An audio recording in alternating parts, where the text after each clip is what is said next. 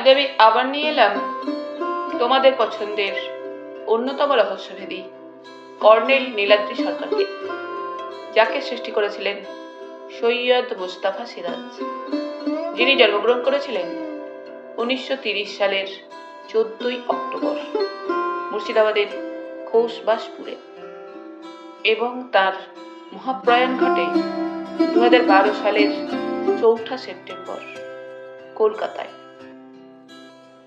আজ আমি গল্পটি সংগ্রহ করেছি কিশোর কর্নেল সমগ্র 3য় খণ্ড থেকে, যে বইটি প্রকাশনার দায়িত্বে ছিলেন দেশ পাবলিশিং।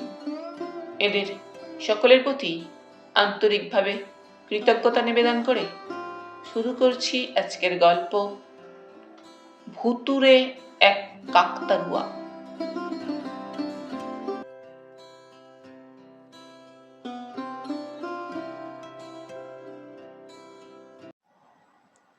এমন যদি হয় বেগুন ক্ষেতের কাকতাড়ুয়াটি নিঝুম জ্যোৎস্নার রাতে ক্ষীণ সুরে গাইতে গাইতে চলাফেরা করে বেড়ায়, তাহলে সত্যিই ব্যাপারটা বড্ড ভয় ভুতুরে হয়ে ওঠে। কিন্তু তার গায়ের জামায় আর বেগুন পাতায় রক্তের ফোঁটা থাকলে সে একটা সাংঘাতিক রহস্যই। কাকতাড়ুয়াটি বানিয়েছিল ফান্টু, তুলারাম দন্ডিমশাইয়ের ভাগ্নে। স্কুল ফাইনালে তিনবার ফেল করায় যাকে গঙ্গার পাড়ে মামার সাধের ফার্মে নির্বাসনে পাঠানো হয়েছিল। পরে দেখা গেল ফান্টুর মেধা ক্ষেত খামারেই ভালো খুলেছে। খামোখা কাগজে ছাপানো কথাবার্তা মুখস্থ করে জীবন বরবাদ করে ফেলেছিল।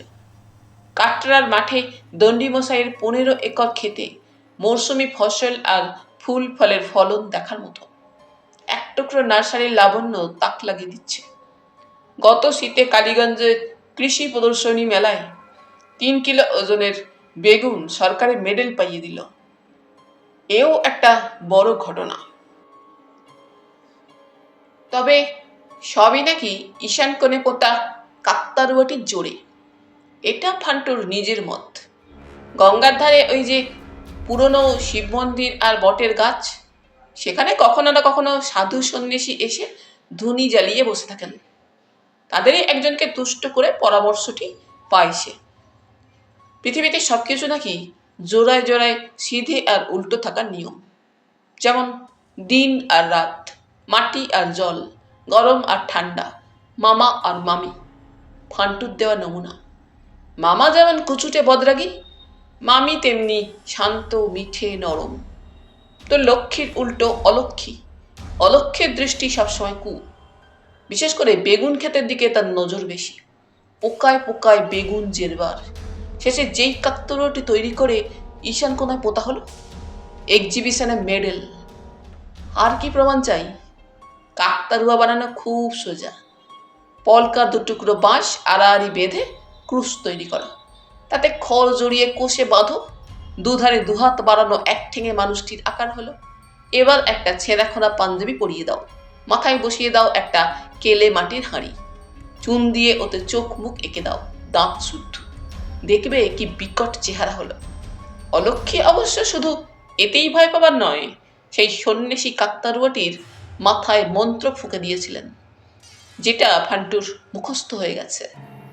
ওং হ্রিং ক্রিং ফট ফট মারয়ে মারয়ে তারয়ে তারয়ে সাহা। পাঞ্জাবিটি মামার, মামির কাছে গোপনে চেয়ে আনা। মামা হার কেপ্পন, হিসেবি মানুষ। তবে একটাই সুবিধে, বড্ড ফুলমন। পাঞ্জাবিটি চিনতে দেরি হয়েছিল, এবং তখন এক্সিবিশনে মেডেল জুটেছে। ফান্টু একগাল হাসি আর আশীর্বাদই পেল। তারপর থেকে মামার মন ফার্মের সঙ্গে জড়িয়ে গেছে। সন্ধেটি হলেই গঙ্গা পেরিয়ে কাটরার মাঠে ছোট্ট একতলা ফার্ম হাউসে রাত কাটান। খুব নেচার করেন, বলেন নেচারেই শান্তি আছে রে বাবা। সাধু সন্ন্যাসীরা সেটা জানেন বলেই তো নেচারের ভেতর ঘুরে বেড়ান। ফাল্গুনের জ্যোৎস্না রাতে ঘুম ভেঙে মামাকে খোলা বারান্দায় হেঁড়ে গলায় গান গাইতেও শুনেছিল ফান্টু। কিন্তু এ গান সে গান নয়, নিশীথী রাতে চলন্ত কাকতাড়ুয়ার খোলা সুরের ভয় জাগানো গান। মামা ভাগ্নের দুজনেই আতঙ্কে কাঠ। ফার্ম হাউসে বিদ্যুৎ আছে, ঘটনার সময় রহস্যময় লোডশেডিং। টর্চের আলো ফেলতেই কাকতাড়ুয়াটি থমকে দাঁড়িয়ে গেল, গানও গেল থেমে। ফার্মে আরো দুজন লোক আছে, মুকুন্দ আর রমজান। মুকুন্দ পাওয়ার টিলার চালায়, রমজান কীটনাশক ওষুধ ছড়ায়। দণ্ডি মশাইয়ের সন্দেহ দুজনেই গাঁজাখোর। ওঠানো গেল না।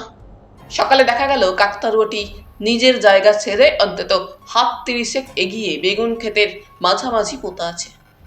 বেগুনের গাছে যথেচ্ছ কাঁটা। ফান্টু সাবধানে কাকতাড়ুয়াটির আগের জায়গায় পুঁতে রেখে এলো। পরের রাতে আবার একই ঘটনা। বদরাগী দণ্ডিমশাই এরাতে বন্দুকে গুলি ভরে তৈরি ছিলেন। ধু ধু জ্যোৎস্নায় কাকতাড়ুয়াটি জ্যান্ত হয়ে ঠ্যাং বাড়িয়ে ধুনাসুর ভোঁচ্ছে কি বন্দুক চিক্কুর ছাড়ল, ফট্টাস শব্দ, এবং কাকতাড়ুয়া বেগুন ক্ষেতের ভেতর কুপকাত। কিন্তু না, তখনও রক্তের ফোঁটা দেখা যায়নি। ভোরে ফান্টু গেল অবস্থা দেখতে।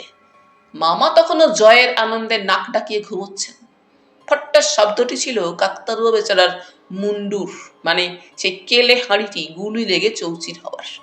মন্ত্রপড়া মুন্ডুর দশা দেখে ফান্টুর মন খারাপ হয়ে গেল। কবদ্ধ কাকতাড়ুয়াকে পুঁতে রাখলো অগত্যা। সেদিনই দ্বিতীয় রহস্যের সূত্রপাত। তুলারাম দণ্ডির সঙ্গে তুলাদণ্ডের সম্পর্ক আছে। কালীগঞ্জের বাজারে পশুখাদ্য খোল ভুসির বড় আড়তদার। দুপুরে ঔরঙ্গাবাদ থেকে এক ট্রাক টাটকা গমের ভুসি এসেছিল। বাঁধা খদ্দেরা ধরলে টাটকা ভুসি বেচতে হয়। একটা বস্তার ভেতর থেকে বেরিয়ে পড়ল একটা মরার খুলি। হইচই পড়ে গেল চারিদিকে। হে কি বিদঘুটে ব্যাপার! সাপ্লাইয়ের দণ্ডিমশাইয়ের মাস্তুত ভাই চণ্ডীচরণ। খবর গেল তার কাছে। খুলিটি ওজনদার, প্রায় 900 গ্রাম। সেই 900 গ্রাম ভুসি এবং ক্ষমা প্রার্থনা করে চিঠি এলো চণ্ডীচরণের কাছ থেকে। চিঠির বক্তব্য হলো, সম্ভবত যে গম ক্ষেতের গম থেকে এই ভুসির উৎপত্তি, তার শিয়রে একটি কাকতাড়ুয়া ছিল এবং খুলিটি সেটির মাথায় বসানো ছিল। কোনো আমোদের চাষির রসিকতা ছাড়া আর কিছু নয়। দাদা যেন ক্ষমা জ্ঞানা করে দেন এবারকার মতো। এবার থেকে সব মাল বিশদ খতিয়ে না দেখে পাঠানো হবে না। দণ্ডিমশাই বিশেষ তুষ্ট হলেন। বেগুন ক্ষেতের কাকতাড়ুয়াটির মাথা তিনি গতরাতে ফাটিয়েছেন। ফান্টু কেলে হাঁড়ির খোঁজে সারাদিন হন্য হচ্ছে, খবর পেয়েছে। আজকাল আর মাটির হাঁড়িতে রান্নার চল নেই। দৈবাত একটা পেয়ে গিয়েছিল সেই সন্ন্যাসীর দয়ায়, যিনি মৃৎপাত্রে রান্না করা ছাড়া অন্য অসুচি গণ্য করতেন। সন্ধে হতে না হতে গঙ্গা পেরিয়ে দণ্ডিমশাই কাটরার মাঠে তার ফার্মে গেলেন। সঙ্গে নিয়ে গেলেন মরার খুলিটি। একগাল হেসে বললেন, ফান্টু, এই দেখ কি এনেছি তোর জন্যে। ফান্টু আঁতকে উঠে বলল, রে বাবা, এ আমি কি করব মামা? দূর বোকা, দেখিস নে কাকতাড়ুয়ার মাথায় মরার খুলিও থাকে। নে, বেটার ছেলেকে পড়িয়ে দে। নেড়া লাগছে বড্ড। আর শোন, সাধু বাবার কাছে কি মন্ত্র শিখেছিলি ফুঁকে দিতে ভুলিসনি যেন। ফান্টু খুলিটা কাকতাড়ুয়ার ঘাড়ে আটকে দিয়ে মন্ত্রটা পড়ল। ওং হ্রিং ক্লিং ফট ফট মারয় মারয় তারয় তারয় সাহা। তারপর মামার কাছে ফিরে বলল, ব্যাপারটা আমার ভালো ঠেকছে না মামা। যদি? দণ্ডিমশাই চোখ কটমট করে বললেন, কি যদি? যদি টদি কিছু নয়, তেঁতরামি করলেই গুলি খাবে। রমজান বলল, বাবুমশাই, মনে হচ্ছে এবারটা একটু বেশি তেঁতরামি করবে। কেন কেন? যার খুলি সে শুদ্ধ এসে যোগ দেবে। ছিল 1 হবে 2। দণ্ডিমশাই বাঁকা হেসে বললেন, আমার বন্দুক দোনলা, একসঙ্গে 2টো ঘোড়াই টিপে দেবো। মুকুন্দ কিছু না বুঝেই বলল, খুব জমে যাবে মনে হচ্ছে, খুলিতে গুলিতে জমজমাট। দণ্ডিমশাই ভেঙচি কেটে বললেন, হ্যাঁ, যাই হোক, তোমাকে তো আর ডেকেও পাওয়া যাবে না। মুকুন্দ জিভ কেটে বলল, কি যে বলেন স্যার, কিছু বাঁধলে ডেকেই দেখবেন কি করি। কি করে যথারীতি দেখা গেল সে রাতে। গাঁজা খাক নাই খাক, 2 বন্ধুর ঘুমটাও বড্ড বেশি। ফান্টু চুপি চুপি ডাকতে গিয়ে ফিরে এলো। পূর্ণিমা তিথি, জ্যোৎস্না ফেটে পড়ছে কাটরার মাঠে। কাকতাড়ুয়াটি রমজানের হিসেব অনুসারে দুনো জ্যান্ত হয়েছে। খোনা সুরে কি গাইছে, কথাগুলো বোঝা যায় না। হাওয়ার তোলপাড় খুব, বন্দুকের নল জানালার বাইরে, ট্রিগারে আঙুল, হ্যামার দুটোই ওঠানো, দণ্ডিমশাই তৈরি। শুধু একটু কৌতূহল জেগেছে, শেষ পর্যন্ত কি করে কাকতারু হতচ্ছাড়া তাই দেখবেন। তেমন কিচ্ছুটি করছিল না, শুধু গুনগুনিয়ে সুর ভাজা আর দুধারে চিতানো লম্বা হাত দুটো সমেত একবার এদিকে একবার ওদিকে ঘোরা, ট্যাঙস ট্যাঙস করে এ কোণা থেকে ও কোণা পাইচারি। গত রাতে গুলি খেয়েই যেন রেগে আছে, এমন বেপরোয়া ভঙ্গি। শেষে ঘরটার দিকে মুখ করে বুক চিতিয়ে দাঁড়ালো। অমনি খাপ্পা দণ্ডিমশাই একসঙ্গে দুটো ট্রিগারই টেনে দিলেন। ফলে উল্টো ধাক্কাটা যথেষ্ট দিল বন্দুকের কুদোটা, এবং পড়ে গেলেন দণ্ডিমশাই। পড়ে গিয়ে চেঁচিয়ে উঠলেন, আলো আলো। এরাতেও বিদ্যুৎ অদ্ভুতভাবে বন্ধ। 12:30 বাজে। টর্চের আলো ফেলে কাকতারুয়াটি বেগুন ক্ষেতের ভেতর কাত অবস্থায় দেখা যাচ্ছিল, কিন্তু মামা ভাগ্নে সাহস করে বেরোতে পারলেন না, আগের দুটো রাতের মতোই। তারপর বিদ্যুৎ এলো আধ ঘন্টা পরে, এও আগের দু রাতের মতোই। ভোরে কাকতারুয়ার পাঞ্জাবিতে একটু রক্তের ছোপ, তারপর বেগুন গাছের পাতায় খুঁজতে খুঁজতে আরও পাওয়া গেল। শেষ দিকটায় ঝোপ ঝাড় ও কাঁটাতারের বেড়া পর্যন্ত রক্তের দাগ রেখে গেছে কেউ। বেড়ার সঙ্গে বুনো লতার ঝালর থাকায় আগে ধরা পড়েনি। এদিন ঝালর সরাতেই বেরিয়ে পড়ল কাঁটাতারের খানিকটা অংশ কাটা, একটা বড় ফোকর। গুলিখট্টি যেই হোক, ভূত কি মানুষ, ওই পথেই পালিয়েছে। ফান্টু চেঁচাতে লাগলো, মামা মামা মামা।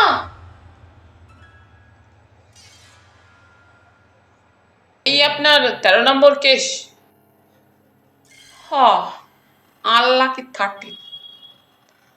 গোয়েন্দা কৃতান্ত কুমার হালদার ওরফে কে হালদার ওরফে আমাদের হালদার মশাই নাকের নস্যি গুজে নাকি স্বরে বললেন, মুখের তেতো ভাব অনিশ্চয়তার। কিছুদিন আগে আমার ফ্রেন্ড ফিলোজফার গাইড কর্নেল লীলাদ্রি সরকার তার ছাদের বাগানে নিপাত্তা হয়ে আছেন। এদিকে পৃথিবীতে কত রহস্যময় ঘটনা ঘটে যাচ্ছে, কাগজে ছাপা হচ্ছে তার খবর। কালীগঞ্জের তুলারাম দণ্ডির বেগুন খেতে ভুতুরে কাকতারুয়ার খবর আমাদের দৈনিক সত্যসেবক পত্রিকার নিজস্ব সংবাদদাতার পাঠানো। তবে বিশদ কিছু ছিল না। কাটরার মাঠে জনৈক তুলারাম দণ্ডির বেগুন ক্ষেতের কাকতারুয়াটা নাকি রাত বিরেতে জ্যান্ত হয়ে ঘুরে বেড়ায়, এটুকুই ছাপা হয়েছিল।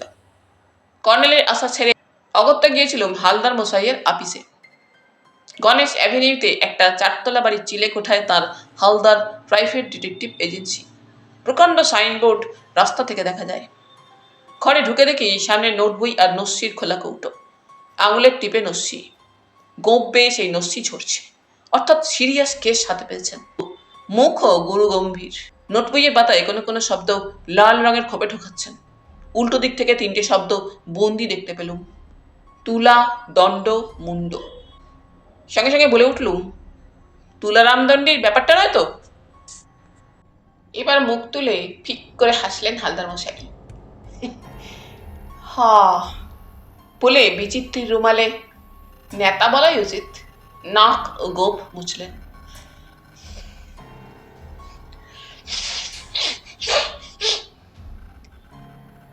রীতিমতো আপিস যখন, তখন একজন বেয়ারাও বহাল আছে, তার নাম রামধারী।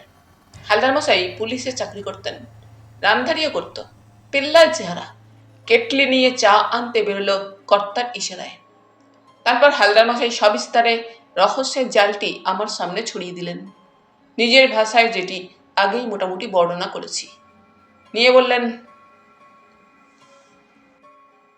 মিনিট 10 আগে দণ্ডি মশাই গেলেন, রাত জেগে ট্রেনে এসেছিলেন, 9:30 বাস ধরে ফিরে যাবেন।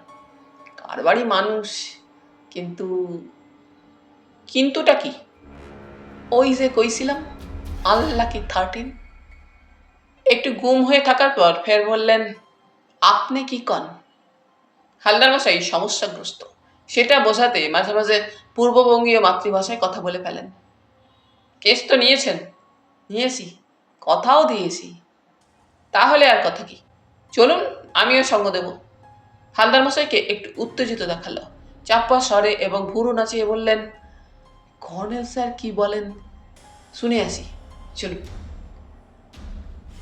কেসটা শুনে যদি কোনো ক্লু দেন, মন্দ হবে না। ওল্ড ম্যানরা এমনিতেই ওয়াইজ, তার উপর কর্নেল স্যারের মতো ওয়াইজ ম্যান কে কোথায় দেখেছে? কর্নেল তার শূন্যদ্বারে ঢুকে গেছেন, গাছ হয়ে গেছেন, নড়াচড়া চোখে পড়বে, তবে বোবা। হালদার মশাই খি করে হাসতে লাগলেন। না না, এই কেসে রক্ত টক্ত আছে, বুঝলেন না? সে ভুতুরে ব্যাপার হলে কথা ছিল। কর্নেল স্যার হলেন রয়্যাল বেঙ্গল টাইগার, রক্তের গন্ধ পেলেই ঝাঁপিয়ে আসবেন। চা খাওয়ার পর হালদার মশাই টানাটানিতে অনিচ্ছা সত্ত্বেও বৃদ্ধ প্রকৃতিবিদের ডেরায় আবার গেলাম। শূন্যদান থেকে নেমে ব্রেকফাস্ট করে সবে চুরুট ধরিয়েছেন। আমাদের দেখে ধোঁয়ার ভেতর বললেন,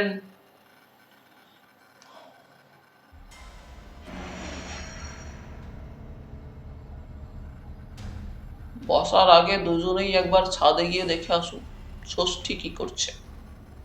না না ডার্লিং, হালদার মশাইয়ের সঙ্গে তুমিও যাও, দেখে এসো।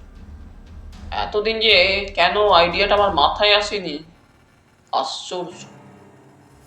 হালদার মশাই ততক্ষণে ছাদে পৌঁছে গেছেন। আমি সোফায় বসে পড়লাম। ষষ্ঠী কি করছে দেখার মুড নেই। কর্নেল তার সাদা দাড়িতে হাত বুলিয়ে আপন মনে বললেন, এতদিন ধরে অত্যাচার মুখ বুঝে সহ্য করেছে, অথচ মাথায় এই সামান্য ব্যাপারটা আসেনি। এবার বেটা ছেলেরা দেখবে কি তল্লাট ছেড়ে পালাবে।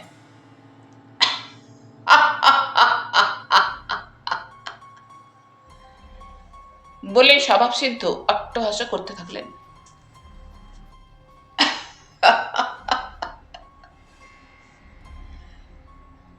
অট্টহাসি থামলে বললুম, কাক। ঠিক ধরেছ ডার্লিং, ষষ্ঠী কাকতারুয়া তৈরি করলে বুঝি? তুমি বুদ্ধিমান। কাগজে কালীগঞ্জের কাকতারুয়ার খবর পড়েছেন বুঝি? কর্নেল নড়ে বসলেন। আমাকে সত্যি বাহাত্তর ধরেছে জানতো। কাকতারুয়া জিনিসটা যে এত কাজের, কতবার কত জায়গায় দেখেছি, কিন্তু কিছুতেই মাথায় আসেনি। আসলে কলকাতা বহু জরুরি জিনিস ভুলিয়ে দেয়। হরিয়ানায় আমার এক বন্ধু কর্নেল কেশরী সিং এর ফার্মে একটিমাত্র কাকতারুয়া বহু একর জমির গম রক্ষা করেছিল। না, কাকের মুখ থেকে নয়, হরিণের মুখ থেকে। জিনিসটাকে আমরা বাংলায় কাকতারুয়া বলি বটে, কিন্তু ওটা সমস্ত প্রাণীকে ভয় পাইয়ে দেয়। মানুষকে ডার্লিং, মানুষকে, বিশেষ করে রাত বিরেতে তো বটেই। হাসি চেপে বললুম, ভয় পেয়ে গুলিও চালায় অনেক মানুষ। স্বাভাবিক, খুবই স্বাভাবিক। বৃদ্ধ প্রকৃতিবিদ সায় দিলেন, জ্যোৎস্না রাতে বাতাস দিলে কাকতারুয়াকে জ্যান্ত মনে হয়, কাজেই চমকে উঠে গুলি চালানো অসম্ভব কিছু নয়, হাতে ফায়ার আর্মস যদি থাকে। তারপর যদি সকালে কাকতারুয়ার গায়ে। কথা কেড়ে কর্নেল বললেন, রক্তের দাগ থাকলে তাতে কিছু প্রমাণ হয় না জয়ন্ত। জোর গলায় বললুম, প্রমাণ হয় না? কি বলছেন আপনি? রক্তের দাগ বলে যেটা ভাবা হচ্ছে সেটা রক্তেরই দাগ কিনা যতক্ষণ না নিশ্চিন্ত হচ্ছ ততক্ষণ কিছু প্রমাণ হয় না। কালীগঞ্জের তুলারাম দণ্ডির বেগুন খেতে কাকতারুয়া জামায় আর বেগুন গাছের পাতায় রক্তের দাগ পাওয়া গেছে। কর্নেল ভুরু কুঁচকে তাকিয়ে তারপর মিটিমিটি হাসলেন।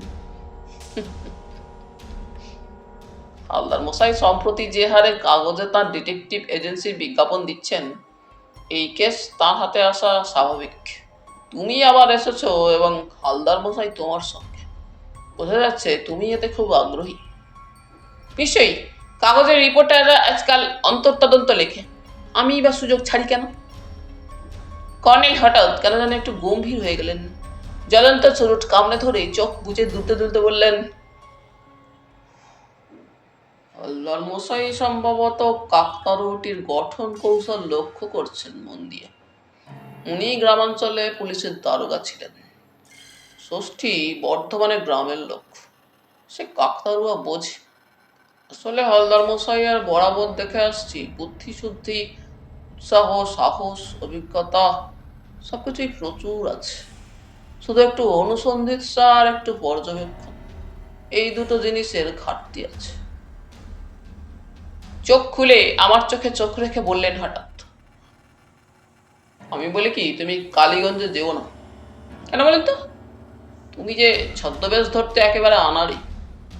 গম্ভীর মুখেই কর্নেল বললেন, আশা করি লোহা গড়ার ঘটনাটা ভুলে যাওনি। তোমার গোঁফ খুলে পড়ে গিয়ে কি কেলেঙ্কারি ঘটেছিল।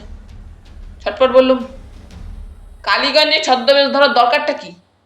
দরকার হবে যদি হালদার মশাইয়ের সঙ্গে ঘুরতে চাও, বলে কর্নেল হাত বাড়িয়ে পাশের টেবিলের ওপর একটা সুইচ গোছের কিছু টিপে দিলেন। অমনি খড়খড় খসখস বিবিধ প্রকার শব্দ শোনা গেল। তারপর কাকের চেঁচামেচি, সেই সঙ্গে এইসব কথাবার্তা। হ্যাঁ হ্যাঁ, ব্যাস হয়েছে, এবার মন্ত্রটা পড়ে দিই মাথায়। ওম হ্রিং ক্লিং ফট ফট মারয় মারয় তারয় তারয় সাহা। হালদার মশাইয়ের গলা। অবাক হয়ে তাকিয়েছে দেখে কর্নেল বললেন, ছাদের বাগানে কি ঘটছে ঘরে বসে খোঁজ খবর নেওয়ার জন্য এই যান্ত্রিক ব্যবস্থা করেছি জানত। মন্ত্রতন্ত্র পাঠ শুনে বোঝা যাচ্ছে হালদার মশাই ছদ্মবেশ ধরেই কালীগঞ্জে যাবেন। অবশ্যই সাধু বাবা সেজে যাবার সময় চিতপুর হয়েই যাবেন। ওখানে যাত্রা থিয়েটারের ড্রেস সাপ্লায়ার প্রচুর, কাজেই ভেবে দেখো কি করবেন। ষষ্ঠীচরণ ভক্তিমাখা মুখে ছাদ থেকে নেমে এসে ঘোষণা করল, বাবা মশাই কাছে পাক্কা। কর্নেল শুধু বললেন, কফি। ষষ্ঠী গুম হয়ে চলে গেল ভেতরে। একটা প্রশংসা আশা করেছিল বেচারা। হালদার মশাই যথারীতি ষষ্ঠীকে মনে করিয়ে দিলেন, দুধটা একটু বেশি করে ভাইটি। তারপর এসে সোফায় বসলেন। হ্যান্ডব্যাগ থেকে নোটটা বের করে একটু হেসে বললেন, কর্নেল স্যারকে বুঝলেন জয়ন্তবাবু, এই জন্যই অন্তর্যামী বলি। ওপরে গিয়ে তো চক্ষু সানা পড়া, পরেই আশ্চর্য, ভাবা যায় না। কর্নেল বললেন, হালদার মশাই কি সন্ন্যাসী সেজে কালীগঞ্জে যাচ্ছেন? হালদার মশাই অবাক হয়ে আমার দিকে ঘুরে ফিক করে হেসে বললেন, হা বুঝছি, জয়ন্তবাবু সব কইয়া দিলেন স্যারেরে। বললুম, পুরোটা বলিনি, আপনি বলুন, দেখুন কি ক্লু পান। হালদার মশাই সোফার কোনায় পিছলে গেলেন কর্নেলের ইজি চেয়ারের পাশে। তারপর চাপ্পা স্বরে মন্ত্রপাঠের মতো নোট বই থেকে রহস্যজনক ঘটনাটির বিবরণ দিতে থাকলেন। ইতিমধ্যে ষষ্ঠী কফি ট্রে রেখে গেল। কফিতে চুমুক দিয়ে হালদার মশাই দ্বিগুণ উদ্যমে বাকি বৃত্তান্ত শেষ করে বললেন, আমি যে প্ল্যান শোকেছি আগে বলে দিই কর্নেল স্যার। কর্নেল বললেন, সাধু বাবা যে গঙ্গার ধারে মন্দির তলায় ধুনি জেলে বসবেন তো?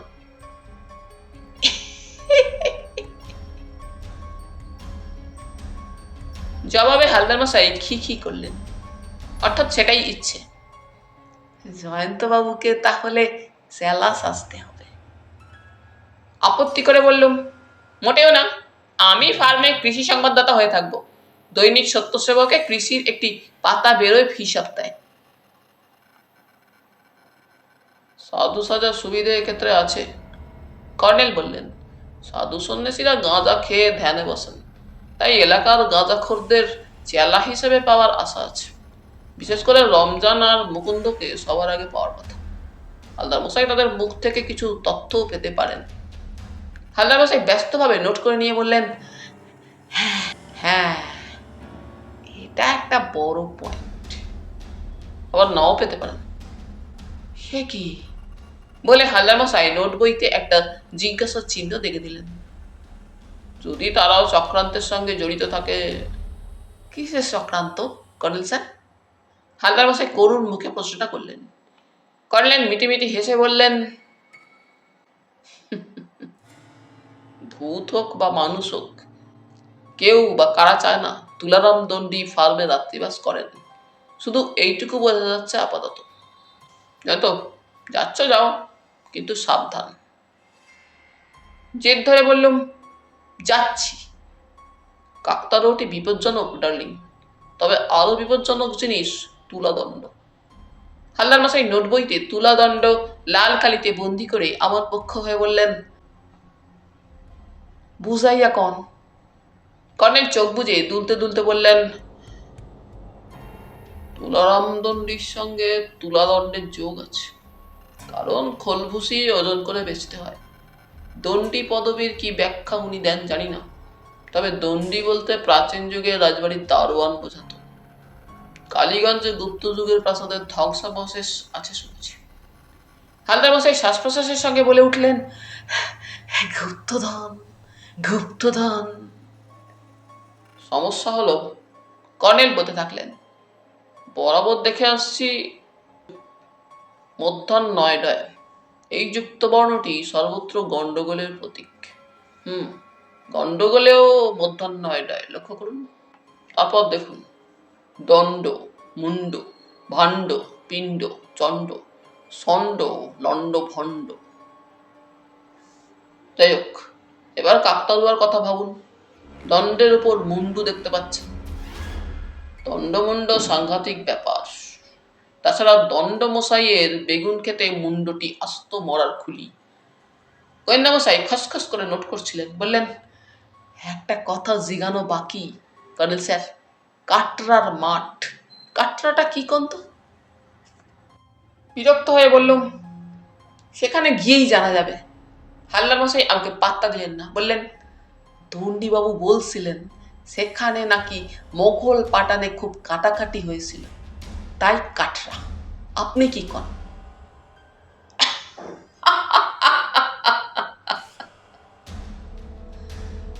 কর্নেল ফের একটা অট্টহাসি হাসলেন। হয়েছিল, তবে কাটরা কথাটা আসলে কাঠরা, মানে রবি শস্য। কোথাও কোথাও কাঠখন্দ বলা হয় রবি শস্যকে। বলে আমার দিকে তাকালেন। কাঠরা বলতে কাঠগড়াও বোঝায় জয়ন্ত। না না, কাঠগড়ায় ভয় তোমার কিসের? শুধু একটা ব্যাপার সাবধান করে দিই, কাটরার শ্মশানে নাকি পিশাচ আছে। শুনে একটু ভরকে গেলুম নিশ্চয়ই। পিশাচ শব্দটা লিখে হালদার মশাই নোট বই বুঝিয়ে তারা দিলেন, উঠে পড়া যাক জয়ন্তবাবু, 12:05 ট্রেন। বলে সহাস্যে কর্নেলকে ধন্যবাদ দিলেন। ধন্যবাদ, অনেক ক্লু দিয়েছেন। Thanks, 1000 thanks colonel sir. গুরুজনের চোখে ছেলেপুলের বয়স বাড়ে না, ফলে দণ্ডিবাবুর বর্ণনা অনুসারে তৈরি হালদার মশাইয়ের নোটবুকের বৃত্তান্ত থেকে ফান্টুর যে মূর্তি বানিয়েছিলুম মিলল না, বরং ওকে দেখলেই কেন যে হাসি পায়। বেঢপ গরম বলেই হয়তো কার্টুন চিত্র মনে হয়। গোলগাল পেটি, মুখটি প্রকাণ্ড। তবে এক্ষেত্রে মধ্যাহ্ন 9টায় বর্ণ বিপজ্জনক কদাচ নয়। বড় বড় দাঁত, খোলা হাসি সবসময় মুখে টাঙানো, নিরীহ গোবাচারা বলাই উচিত। পরনে কালো রঙের শর্টস আর নীলচে স্পোর্টস গেঞ্জি, গায়ে গামবুট, ধুলো কাদায় নোংরা, মাথায় আঁটো সাঁটো টুপি। দিন শেষেও আটা দেখে দণ্ডিবাবু ধমক দিলেন, রোদ্দুর আছে আবার আমাকে বলা হয় ভুলো মন। যা, ওই নোংরা মেঠো প্যান্টুল ফ্যান্টুল খুলে আয়। ফান্টু আমাকে বোঝাচ্ছিল কি কৃত কৌশলে উদ্ভিদের কাছে অনেক বেশি আদায় করা যায়, এবং সে সত্যি কৃষি বিজ্ঞানীর কান কাটতে পারে। মামা কথায় জিভ কেটে বিব্রতভাবে পাম্প ঘরের সামনে চৌবাচ্চাটির দিকে গেল। 15 একর ফার্মের চারিদিকে ঝোপঝাড়, কিছু গাছের জটলা। পূবে পোড়ো শিব মন্দির আর বট দ্রুত আচ্ছা হয়ে আসছে, হু হু করে বাতাস দিচ্ছে বেগুন ক্ষেতের এক কোণে। খানিকটা দূরে কাকতাড়ুয়াটি কালো হয়ে দাঁড়িয়ে দুলছে আর দুলছে, গা ছমছম করছিল। ফার্ম ঘরের খোলামেলা বারান্দায় বেতের চেয়ারে বসে দণ্ডিবাবু তেরাত্রিরের রহস্যময় ঘটনার বিস্তারিত বিবরণ দিলেন। নতুন কোনো কথা শুনলুম না। হালদার মশাই গঙ্গার ওপারে কালীগঞ্জে দণ্ডিবাবুর বাড়িতে আছেন।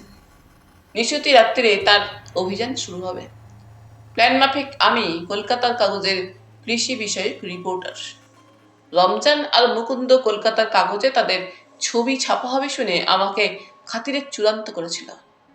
শেষে মুকুন্দ গঙ্গা পেরিয়ে আমার সরেস রকম সৎকারের জন্য মাছ, মাংস, রসগোল্লা, দই আনতে গেল বাজার থেকে। রমজান চায়ের সঙ্গে দাগড়া দাগড়া বেগুনি আর পোটাটো চিপস আনালো। গর্বে হেসে বলল, সবই আমাদের এই মাটির উৎপন্ন স্যার। এই বেগুন বলুন বেগুন, আলু বলুন আলু। দণ্ডিবাবু কৌতুকে বললেন, বল না চায়ের পাতাও ফলিয়েছিস, কাগজে তাও ছাপা হবে। কর্তাবাবুর কথায় রমজান দমল না, বলল, সেও আমাদের ভাগ্নেবাবুর পক্ষে অসাধ্য কিছু নয় বাবু মশাই। দেখবেন কবে চায়ের বাগান করে বসে আছে, লবঙ্গ, এলাচ, দারচিনি সবই ফলাতে পেরেছে। চা এমন কি জিনিস। দন্ডিবাবু চোখ পাকিয়ে বললেন, আলো জ্বেলে দে, খালি বড় বড় কথা আর রাত্রি এলেই ঘুমিয়ে পড়া। রমজান সুইচ টিপে দরজার ওপরে কার্নিসের নিচের বাল্বটি জ্বেলে দিল। আমার উদ্দেশ্যে বলল, কিছু দরকার হলেই ডাকবেন স্যার, আমি ধাঁ করে এক চক্কর মাঠে ঘুরে আসি। গম পেকেছে, সন্ধ্যার দিকেই গম চোরদের উৎপাত হয়। সে চলে গেলে দন্ডিবাবু বললেন, আমার এই লোক দুটো রমজান আর মুকুন্দ খুব বিশ্বাসী, অনেস্ট। শুধু একটাই দোষ, রাত 10টার পর গাঁজার নেশায় মরা হয়ে পড়ে থাকে। ফান্টু চায়ের গ্লাস হাতে এলো। টুপিটা নেই এই যা, পরনে সেই রকম পোশাক, শর্টস আর গেঞ্জি, মুখে কার্টুন হাসি টাঙানো। একটা চেয়ার টেনে একটু তফাতে বসে বলল,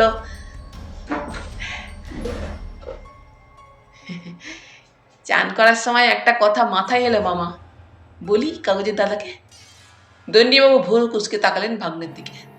ফান্টু বলল, গত রাত্রিরে কাকতারুয়া দুষ্টুমি করেনি, মামা ছিলেন না তাই। আজ রাত্রিরে মামা আছেন, দেখবেন ঠিক গন্ডগোল বাঁধাবে, যত রাগ যেন মামার ওপর।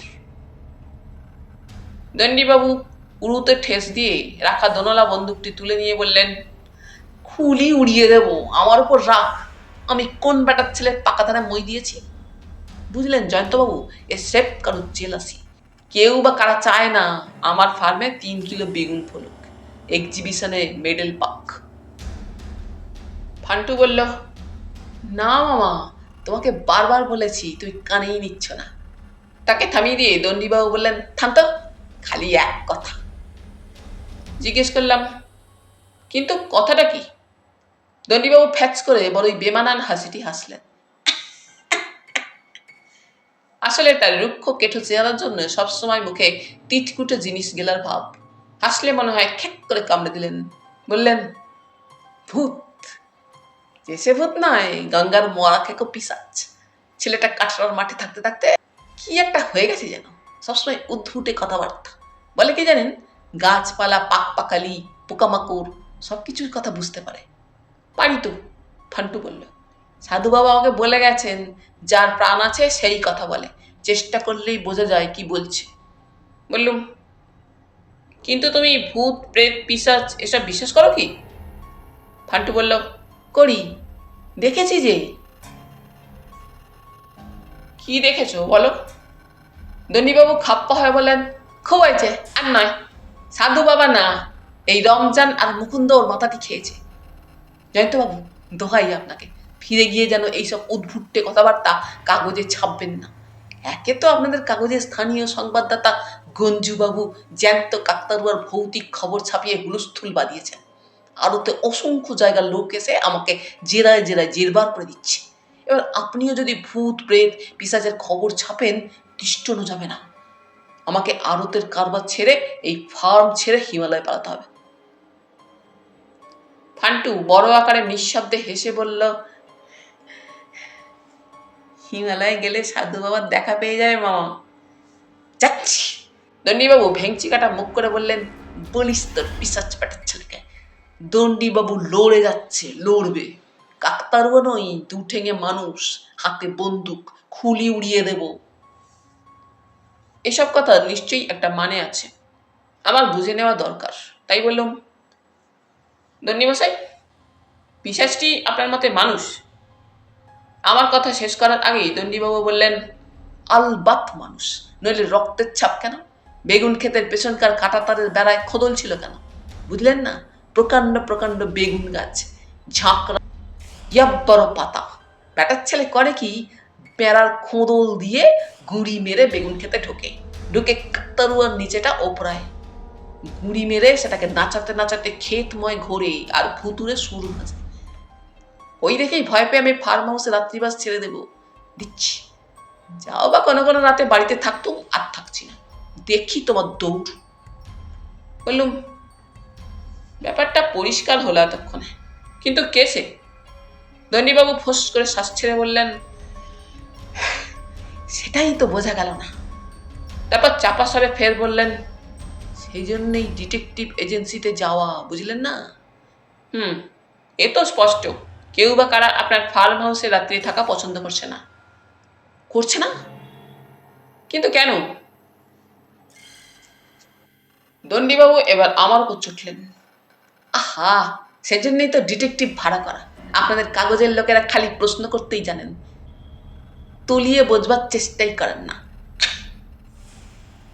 বলে ফের আগের মতোই বেমানান একটি ফ্যাচ করলেন, অর্থাৎ হাসলেন। সরি, আপনি আমার গেস্ট, কিছু মনে করবেন না। ব্যাপারটা যত ভাবছি তত প্রেসার বেড়ে যাচ্ছে। আমি মশাই টি আর দণ্ডি, এ তল্লাটের বাঘ বলে আমাকে, আর আমাকে ওই বিটকেল কাকতারুয়ার নাচ দেখিয়ে ভরকানোর চেষ্টা বড্ড অপমানজনক ব্যাপার নয়? বলুন আপনি। সাই দিয়ে বললাম, সত্যি অপমানজনক। তবে আপনি বলছিলেন জেলাসি। দুঃখিত মুখে অর্থাৎ আরো তেতো গলার ভঙ্গিতে দন্ডিবাবু বললেন, আপাত দৃষ্টে জেলাসি মনে হচ্ছে, এর কোনো ব্যাখ্যা খুঁজে পাচ্ছি না। দেখি ডিটেকটিভ ভদ্রলোক কেঁচো খুঁড়তে সাপ বের করতে পারেন কিনা।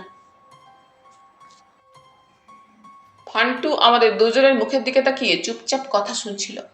এতক্ষণে বলল, রিপোর্টার দা, কটা বাজছে দেখুন তো। ঘড়ি দেখে বললাম, 6:43। আর 17 মিনিট পরে প্রিন্স আলবার্ট ফুটতে শুরু করবে। যাই কাছে গিয়ে বসে থাকি। ফান্টু উঠে দাঁড়ালে জিজ্ঞেস করলাম, কি ফুল ফান্টু? ফান্টু বলল, গোলাপ, দেখবেন তো, আসুন না। তন্নিবাসে বললে, দিনে দেখবেন জয়ন্তবাবু। ফান্টু বসে থাকতো হয়তো তুই থাকবি, খালি বাতিক। ফান্টু বলল, রিপোর্টার দা, সকালে কিন্তু ফটো তুলতে হবে, পুরো ফুটতে ভোর হয়ে যাবে, দেখবেন কত বড় গোলাপ। সে চলে গেলে কর্নেলের কথা মনে পড়ল। হায় বৃদ্ধ প্রকৃতিবিদ, না এসে কি হারালেন জানেন না। এই ফান্টু চন্দ্রের মধ্যে যেন কর্নেলের আদল। ছাদের বাগানে কোনো অর্কিডের ফুল ফোটার পথ চেয়ে উনি এমনি করে পাশে বসে রাত কাটান। একটু পরে পূর্ব দিকে গঙ্গার ওপারে বিশাল লাল রঙের জিনিসটি যে চাঁদ, বুঝতে সময় লাগলো। রং বদলে চাঁদটা ছোট হলে মুকুন্দ গান গাইতে গাইতে দু হাতে ব্যাগ নিয়ে ফিরল, রমজান তার সঙ্গে। দন্ডিবাবু বললেন, নন্দী ভৃঙ্গি। বুঝলেন জয়ন্তবাবু, একজন গেল বাজারে, একজন জমি দেখতে, ফিরবে জোর বেঁধে। চত্ব সব। ওর চটে যাওয়ার কারণ বুঝতে পারলাম না। মুকুন্দ মুচকি এসে বলল, স্যার, শিব মন্দিরে আবার এক সাধু এসে ধুনি জ্বেলেছেন দেখে এলুম, মাথায় পেল্লায় জটা। দন্ডিবাবু বললেন, তাহলে তো এরাতে শিব মন্দিরে তোদের মরা গড়াবে। দুজনেই জিভ কাটলো। হ্যাঁ? মুকুন্দ বলল, বাবা ধ্যানে বসেছেন, দেখে মনে হলো ধ্যান ভাঙতে ভোর হয়ে যাবে। তাছাড়া স্যার, ঘরে গেস্ট, রাধা বাড়া ফেলে সাধুসঙ্গ করা কি উচিত? সে হন্তদন্ত হয়ে কিচেনের দিকে চলে গেল। রমজান পকেট থেকে এক টুকরো ভাঁজ করা কাগজ বের করে চণ্ডীবাবুর হাতে দিল, বলল, গেটের কাছে পড়েছিল। মুকুন্দ বলল, ফেলে দে। ফেলে দিলে চলে যদি বেনামি চিঠি হয়, যা ভুতুরে কাণ্ড চলছে রাত বিরেতে। দন্ডিমশাই ব্যস্তভাবে পড়ে বললেন, ধুস, পদ্য লিখেছে কেউ, ফান্টুও হতে পারে, কিচ্ছু বলা যায় না। নেচারের মধ্যে থাকলে মনে কত ভাব জাগে মানুষের। ওর হাত থেকে কাগজটা নিয়ে দেখি লাল আঁকাবাঁকা হরফে লেখা আছে, নিঝুম রাতে গাছগাছালির মাথার ওপর উঠলে চাঁদ, বেগুন খেতে পাততে যাব শিয়াল ধরার ফিচের ফাঁদ। বললুম, ধন্যবাবু, পদ্যটা হয়তো নিছক পদ্য নয়, কেউ যেন চ্যালেঞ্জ জানিয়েছে। শিয়াল ধরা ফাঁদ পাততে আসবে বেগুন খেতে, এবং ফিচেল কথাটাও কেমন সন্দেহজনক। ঠিক এই সময় কোথায় বিকট শব্দে সত্যি শিয়াল ডেকে উঠল। আমার বুক ধরাস করে উঠেছিল। দন্ডিমশাই ভুরু কুচকে বললেন, কাটরার মাঠে এখনো শিয়াল আছে তাহলে? রমজান বলল, কেল্লাবাড়ির জঙ্গলে যে একটা আছে, কখনো সখনো ডাকে শুনেছি। বার কত খোয়া হওয়া করে ডেকে শিয়ালটা চুপ করে গেল। কেমন একটা ভয় জাগানো অনুভূতি আর গা ছমছম করা ভাব পেয়ে বসলো আমাকে। আবছা জ্যোৎস্নায় নিঝুম পরিবেশের ভেতর ফান্টুর দেখা পিশাচটার সবে ঘুম ভাঙলো বুঝি। একটা পেঁচা ক্রাও ক্রাও করে ডাকতে ডাকতে শিব মন্দিরের দিকে চলে গেল। মুকুন্দর ডাকে রমজান চলে গেল। দন্ডি মশাই আসতে বললেন, চ্যালেঞ্জ নাকি বলছিলেন যেন? হ্যাঁ, পদ্যটা কেমন যেন রহস্যজনক। দণ্ডীমশাই কাগজটা নিয়ে অনেকক্ষণ ধরে মন দিয়ে পড়লেন। তারপর বাঁকা মুখে বললেন, খুলি উড়িয়ে দেবো, ফিসলেমি করে দেখুন না, ঢের ফাঁদ আমার দেখা আছে। বলে উঠে দাঁড়ালেন। কাঁধে বন্দুক, এক হাতে লম্বা টর্চ, বেগুন ক্ষেতের দিকে আলো ফেলতে ফেলতে এগিয়ে গেলেন। সাহসী মানুষ, সন্দেহ নেই, চ্যালেঞ্জের মোকাবিলা করতেই গেলেন নিশ্চয়ই। একটু পরে কাকতারুয়াটের উপর তার টর্চের আলো পড়লে আটকে উঠলুম। পাঞ্জাবি পরে কাকতারুয়ার খালি মুন্ডুটি দাঁত বের করে আধর চোখে তাকিয়ে যেন হি হি করে হাসছে। দৃষ্টি সরিয়ে নিলুম সঙ্গে সঙ্গে। ফান্টু এসে গেল। রিপোর্টার দা, প্রিন্স অ্যালবার্ট মুখ খুলেছে। মামা কোথায়? বললুম, তোমার মামা বেগুন খেতে ঢুকেছেন। ফান্টু জোরালো হেসে বলল, এই রে, কাঁটায় আটকে ফাঁদে পড়ার অবস্থা হবে সেদিন তার মতো। ধুতি পাঞ্জাবি পরে বেগুন খেতে ঢুকলে কি হয়? এখনো শিক্ষা হয়নি মামার। আচ্ছা ফান্টু, তুমি পদ্য লেখো কি? ফান্টু কান পর্যন্ত হাসি টেনে একটু পরে বলল, লিখতে ইচ্ছে করে রিপোর্টার দা, পারি না। বেগুনের সঙ্গে মিল দিতে গেলে সেগুন আনতে হয়, কিন্তু বেগুন আর সেগুনে কত তফাৎ বলুন। আহা, তুমি পদ্য লিখেছ কিনা জানতে চাইছি। না, পোষায় না, ততক্ষণ সয়েল টেস্ট করতে মাথা ঘামানো ভালো। ফান্টু ঠিক কর্নেলের মতোই চুল থেকে একটা পোকা বের করে উড়িয়ে দিল, দিয়ে বলল, তবে এই এরিয়ায় পদ্য লিখতে পারে একজনই, কাগজে ছাপাও হয়। কে তিনি? ভান্ডারি মাস্টার মশাই। ফান্টু প্রশংসা করে বলল, আমাদের স্কুলে বাংলা পড়াতেন, রিটায়ার করেছেন গত বছর। বিকেলে গঙ্গার ধারে একলা ঘুরে বেড়ান, মাথায় লম্বা চুল, চিবুকে তেমনি লম্বা একগোছা ছুসালো দাড়ি। ওকে দেখে আপনি হেসে সারা হবেন, কিন্তু গুণী মানুষ। এদিক ওদিক তাকিয়ে দেখে ফান্টু চাপা স্বরে ফের বলল, মামা জানতে পারলে বকবেন, কিন্তু লুকিয়ে ফার্মের এটা সেটা দিয়ে আসি। খুব গরিব হয়ে গেছেন ভান্ডারি মশাই। সেদিন একটা বেগুন পেয়ে দেখুন না, একখানা পদ্য দিয়েছেন, দারুণ পদ্য। ফান্টু ঘরে ঢুকে পদ্যটা নিয়ে এলো। ভান্ডারিতে মধ্যাহ্ন 9টায় আছে শুনেই অস্বস্তি লেগেছিল। এবার হাতের লেখা দেখে অস্বস্তিটা বেড়ে গেল এবং রহস্যটা জটিল হয়ে পড়ল। একই ছাদের হরফ, তবে নীলচে কালিতে লেখা। কেল্লাবাড়ির দারোয়ানের বংশ, তাই পদবী দণ্ডী, তারই এক মাস্তুতো ভাই চণ্ডী, চোর জোচ্চোর দেশটা করছে ধ্বংস। হস্তে তৌল দণ্ড, পাষণ্ড আর ভণ্ড, বেচছে ভেজাল ভুসি ও খোল সর্ষের, ষণ্ড দুটি আছে বড়ই হর্ষে, ऐसा दिन नहीं रहेगा बाप, বস্তার ভেতর রাস্তা ঢুঁড়ছে সাপ। পদ্যটা পড়ে বললুম, এর মানে কি বলতো? বস্তার ভেতর রাস্তা ঢুঁড়ছে সাপ, এ কথা কেন লিখেছেন ভান্ডারি মশাই? ফান্টু বলল, পদ্যের আবার মানে থাকে নাকি? পদ্য পদ্য, কই দিন লুকিয়ে রেখে আসি, মামা দেখলেই হয়েছে। এটা আমার কাছে থাক ফান্টু। রাখবেন? রাখুন, কিন্তু সাবধান রিপোর্টার দা, মামার চোখে যেন না পড়ে। না না, তুমি ভেবো না, বলেই পদ্যটা ভাঁজ করে জ্যাকেটের ভেতর পকেটে চালান করে দিলুম। শিগগির হালদার মশাইকে দেখানো দরকার। মুকুন্দের কথায় টের পেয়েছি শিব মন্দিরের সাধুটি কে। এই সময় বেগুন ক্ষেতের দিক থেকে দণ্ডী বাবুর ডাক শোনা গেল। ফান্টু, ফান্টু। ফান্টু বলল, এই রে, যা ভেবেছিলুম, মামা আটকে গেছেন কাঁটায়। সে ঘরে ঢুকে একটা কাটারি বের করে নিয়ে দৌড়ে গেল। অবস্থাটা দেখার জন্য এগিয়ে গেলুম। বেগুন ক্ষেতের অনেকটা ভেতরে আবছা জ্যোৎস্নায় একটা কালো মূর্তির বুক থেকে মাথা পর্যন্ত দেখা যাচ্ছে। খুব নড়াচড়া করছেন দণ্ডী মশাই। ফান্টু বুক সমান উঁচু বেগুন গাছের জঙ্গলে দিব্যি ঢুকে পড়ল। চেঁচিয়ে বলল, টর্চ কি হলো মামা? দণ্ডীবাবু চি করুণ স্বরে বললেন, কাঁটা চারাতে গিয়ে কোথায় পড়ে গেছে, খুঁজে পাচ্ছি নে। বন্দুক পড়ে যায়নি তো? না না, খালি কথা বাড়ায়। এই যা গেল, নতুন জামা কাপড় পর্দা ফাঁই হয়ে গেল। কি কি সাংঘাতিক বেগুন গাছ রে বাবা, যেন জ্যান্ত। নড়লেই খিমচি। উহ! ইহ! আমার কাছে টর্চ আছে, কিন্তু দণ্ডিবাবুর দুর্দশা উপভোগ করার চেয়ে এই সুযোগে ঝটপট ভান্ডারী মশাইয়ের পদ্যটা শিব মন্দিরে সাধুবেশী গোয়েন্দার কাছে পৌঁছে দেওয়া জরুরি মনে হলো। ফার্মের মাঝ বরাবর এক চিলতে রাস্তা, দুধারে সুন্দর কেয়ারি করা বেড়া গাছ। গেট খুলে গঙ্গার ধারে ঝোপঝাড়ের ভেতর দিয়ে সাবধানে পায়ের কাছে টর্চের আলো ফেলতে ফেলতে দক্ষিণ পূর্ব কোণে শিব মন্দিরের দিকে চললুম। কানে ভেসে এলো ওম হ্রিং ক্লিং ফট ফট মারয় মারয় তারয় তারয় সাহা।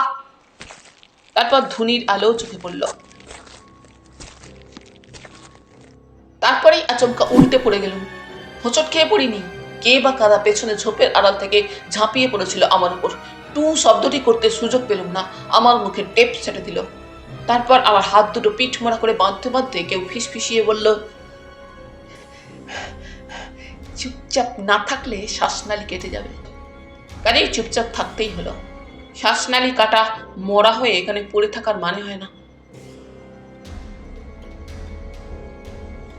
কিন্তু তারপর সত্যি আমাকে মরা হতে হলো, শ্বাসনালী কাটা না হলেও, অর্থাৎ জ্যান্ত মরা। পিটপিট করে তাকিয়ে দেখলুম একটা খাটিয়া এলো। 4টে ছায়ামূর্তি এসে খাটিয়ায় আমাকে তুলে চিৎপাত শুইয়ে দিল। তারপর খাটিয়া কাঁধে তুলে চেঁচিয়ে উঠল,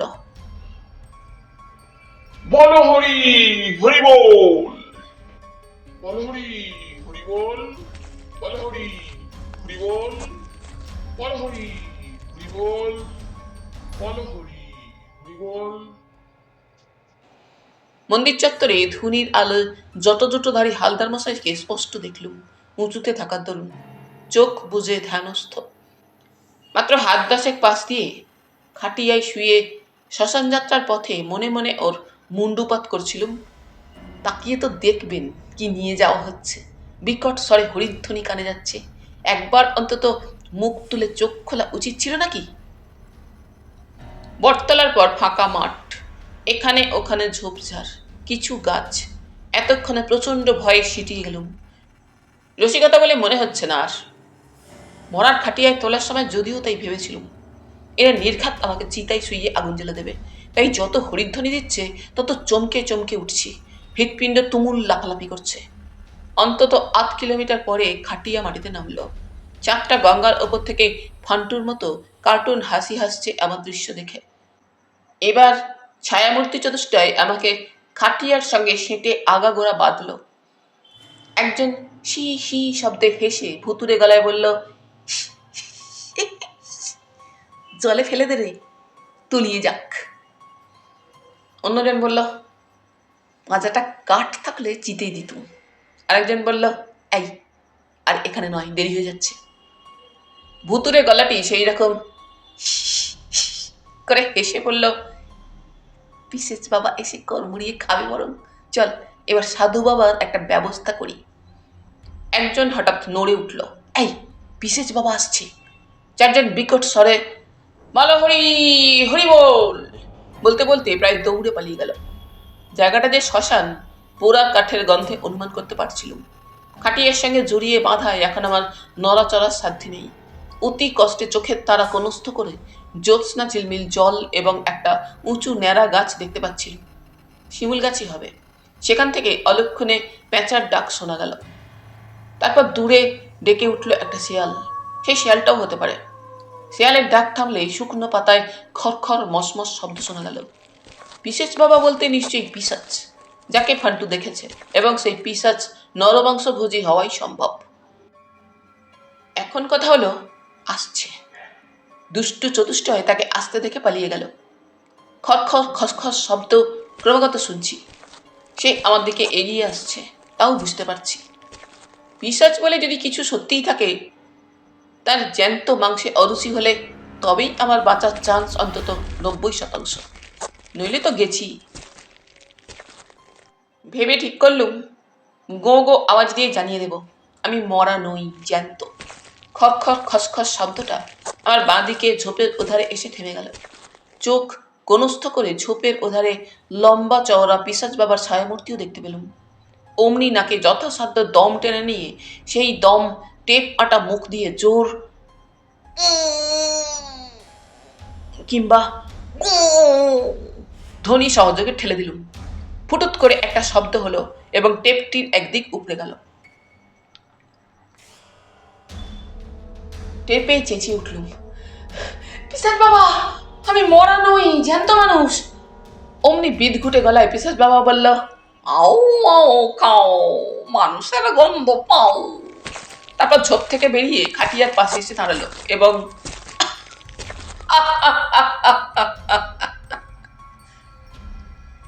করে অট্টহাসি হাসলো।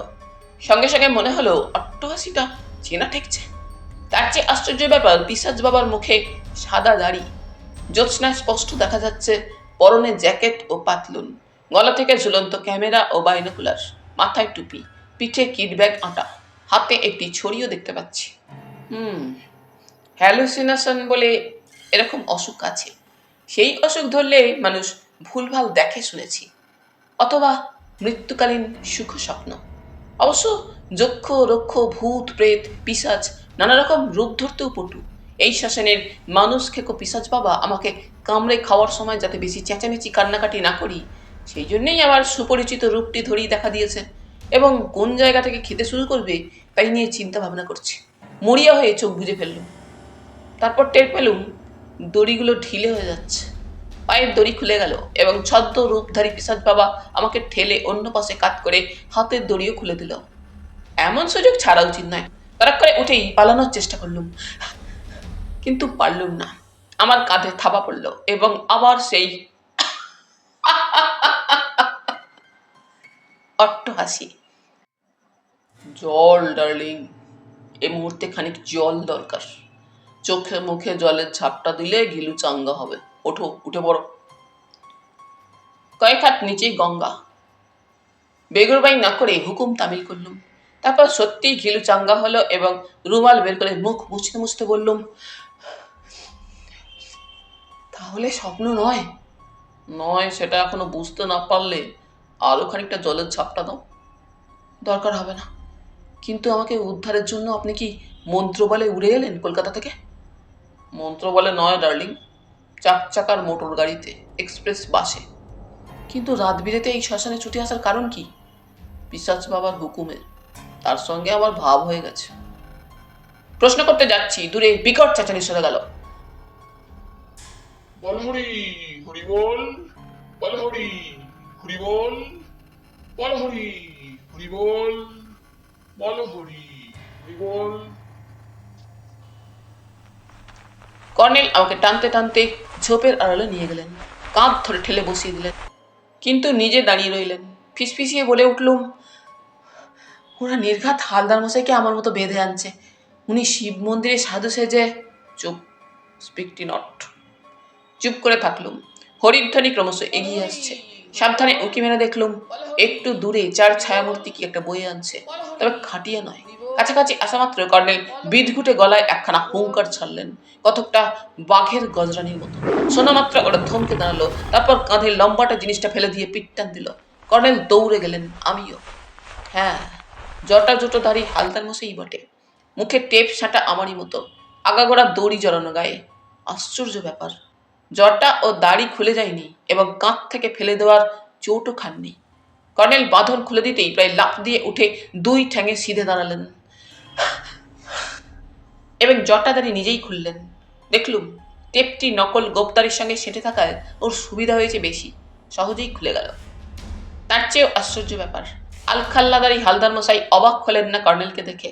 মুখ দিয়ে যে ধ্বনি বেরোলো তা হলো, কর্নেল বললেন, আছাড় খেয়ে ব্যথা লাগেনি তো হালদার মশাই? কি যে কন! সয়েল না, স্যান্ড, বালু বালু বলে খালি পায়ে বুড়ো আঙুলে নরম মাটির অবস্থাটা বুঝিয়ে দিলেন। কর্নেল বললেন, মুখে জলের ঝাপটা দিয়ে নিন বরং। কেন? আপনার উপর এমন একটা সাংঘাতিক ধকল গেল, মনে হচ্ছে এখনো আপনি ধাতস্থ হতে পারেননি। হালদার মশাই এতক্ষণে চমকালেন। কর্নেল এবং আমার আপাদমস্তক দেখে নিয়ে লম্বা পায়ে জলের ধারে গেলেন। একটু পরে আলখাল্লার মুখ মুছতে মুছতে ফিরে এসে বললেন, কি কি আশ্চর্য ঘটনা! কর্নেল স্যার, আপনি? এতক্ষণ তাই চেনা চেনা ঠেকছিল, আপনি কখন এলেন? আর এই শ্মশান মশান জায়গায় কি কি অবাক! কর্নেল বললেন, সব কথা পরে হবে, এখানে বেশিক্ষণ থাকা ঠিক নয় হালদার মশাই, যে কোনো সময় পিশাচ বাবার আবির্ভাব ঘটতে পারে, চলুন কেটে পড়া যাক। হালদার মশাই বললেন, পিশাচ বাবা? সে আবার কে? ভুলে গেছেন দেখছি, নোট বইতে টুকেছিলেন না? হালদার মশাই চুপ করে গেলেন। জ্যোৎস্না খানিকটা ঝলমলে হয়েছে, কোথাও গম ক্ষেত, কোথাও ধবধবে সাদা ন্যাড়া চষা মাটি, কোথাও ঝোপঝাড় আর গাছের জটলা। মাঠের মধ্যে দূরে বা কাছে বিদ্যুতের আলো দুলদুল করছিল। বাঁদিকে পশ্চিমে সোজা এগিয়ে সামনে কালো চাপচাপ উঁচু নিচু পাঁচিলের মতো জিনিসটা দেখিয়ে কর্নেল বললেন, কেল্লাবাড়ির ধ্বংসাবশেষ। জিজ্ঞেস করলাম, ওখানে গিয়ে কি হবে, বরং দণ্ডিবাবুর ফার্মে যাই, চলুন। কর্নেল আস্তে আস্তে বললেন, এসো তো। তারপর পকেট থেকে টর্চ বের করে জেলে নাড়তে থাকলেন। কেল্লাবাড়ির ধ্বংসস্তূপের দিকে একটা আলো জ্বলে উঠল। আলোটা এদিকে ওদিকে নড়াচড়া করেই নিভে গেল। কর্নেলও টর্চ নেভালেন। আলখাল্লাদারি হালদার মশাই বললেন, এক মিনিট, জটা দাড়ি না পড়লে এ পোশাকে বড্ড বিশ্রী দেখাবে। শান্তবাবু, একটু হেল্প করুন। পিটকেল টেপটা সারানো যাচ্ছে না। টেপটা ছাড়িয়ে দিলুম, কিন্তু কিছু গোপ আটকে থাকলো তাতে। হালদার মশাই সেটা ফেলে দিয়ে কোষে জটা দাড়ি আঁটলেন। তারপর বললেন, চলুন, I am ready and steady. পায়ের কাছে আলো ফেলে কর্নেল আগে হাঁটছিলেন। একটু পরে শুকনো খাল অর্থাৎ গড় খাইয়ে সামনে পৌঁছলুম। সাবধানে নেমে গেলুম। নরম দুর্ভা ঘাসে গড় খাইটা ভরে আছে। ওপারের ঢালে এক ফালি পায়ে চলা রাস্তা, উঠতে অসুবিধে হলো না। রাস্তার উপর ঝোপঝাড় ঝুঁকে রয়েছে। সামনে আবার সেই রহস্যময় টর্চের আলো জ্বলে উঠল। কর্নেল সাড়া দিয়ে বললেন, সঙ্গে গেস্ট আছে নন্দবাবু, আগে চা দরকার, হবে তো? অবাক কাণ্ড, জবাব পদ্যে এলো, খাবেন নেহাত চা, সে আর এমন কি, কুকারে কেটলিটাও চাপিয়ে রেখেছি। গেস্ট পেলে তো ধন্যই, প্রস্তুত সেজন্য। কর্নেল থামিয়ে না দিলে পদ্যটা চলত। তবে মজাটা হলো, কর্নেলও পদ্যেই থামলেন। যথেষ্ট যথেষ্ট, খামোখা কেন কষ্ট। একটা লণ্ঠন জ্বালানো হচ্ছিল। জবাবে এলো ফের পদ্যেই, এবং সঙ্গে সঙ্গে চাপা খিকখিক হাসি। পদ্যবালা কষ্ট নয়, বদভ্যাস, ব্রেনে যদি বসত করেন বেদভ্যাস। হ্যাঁ, আমার অনুমান সঠিক।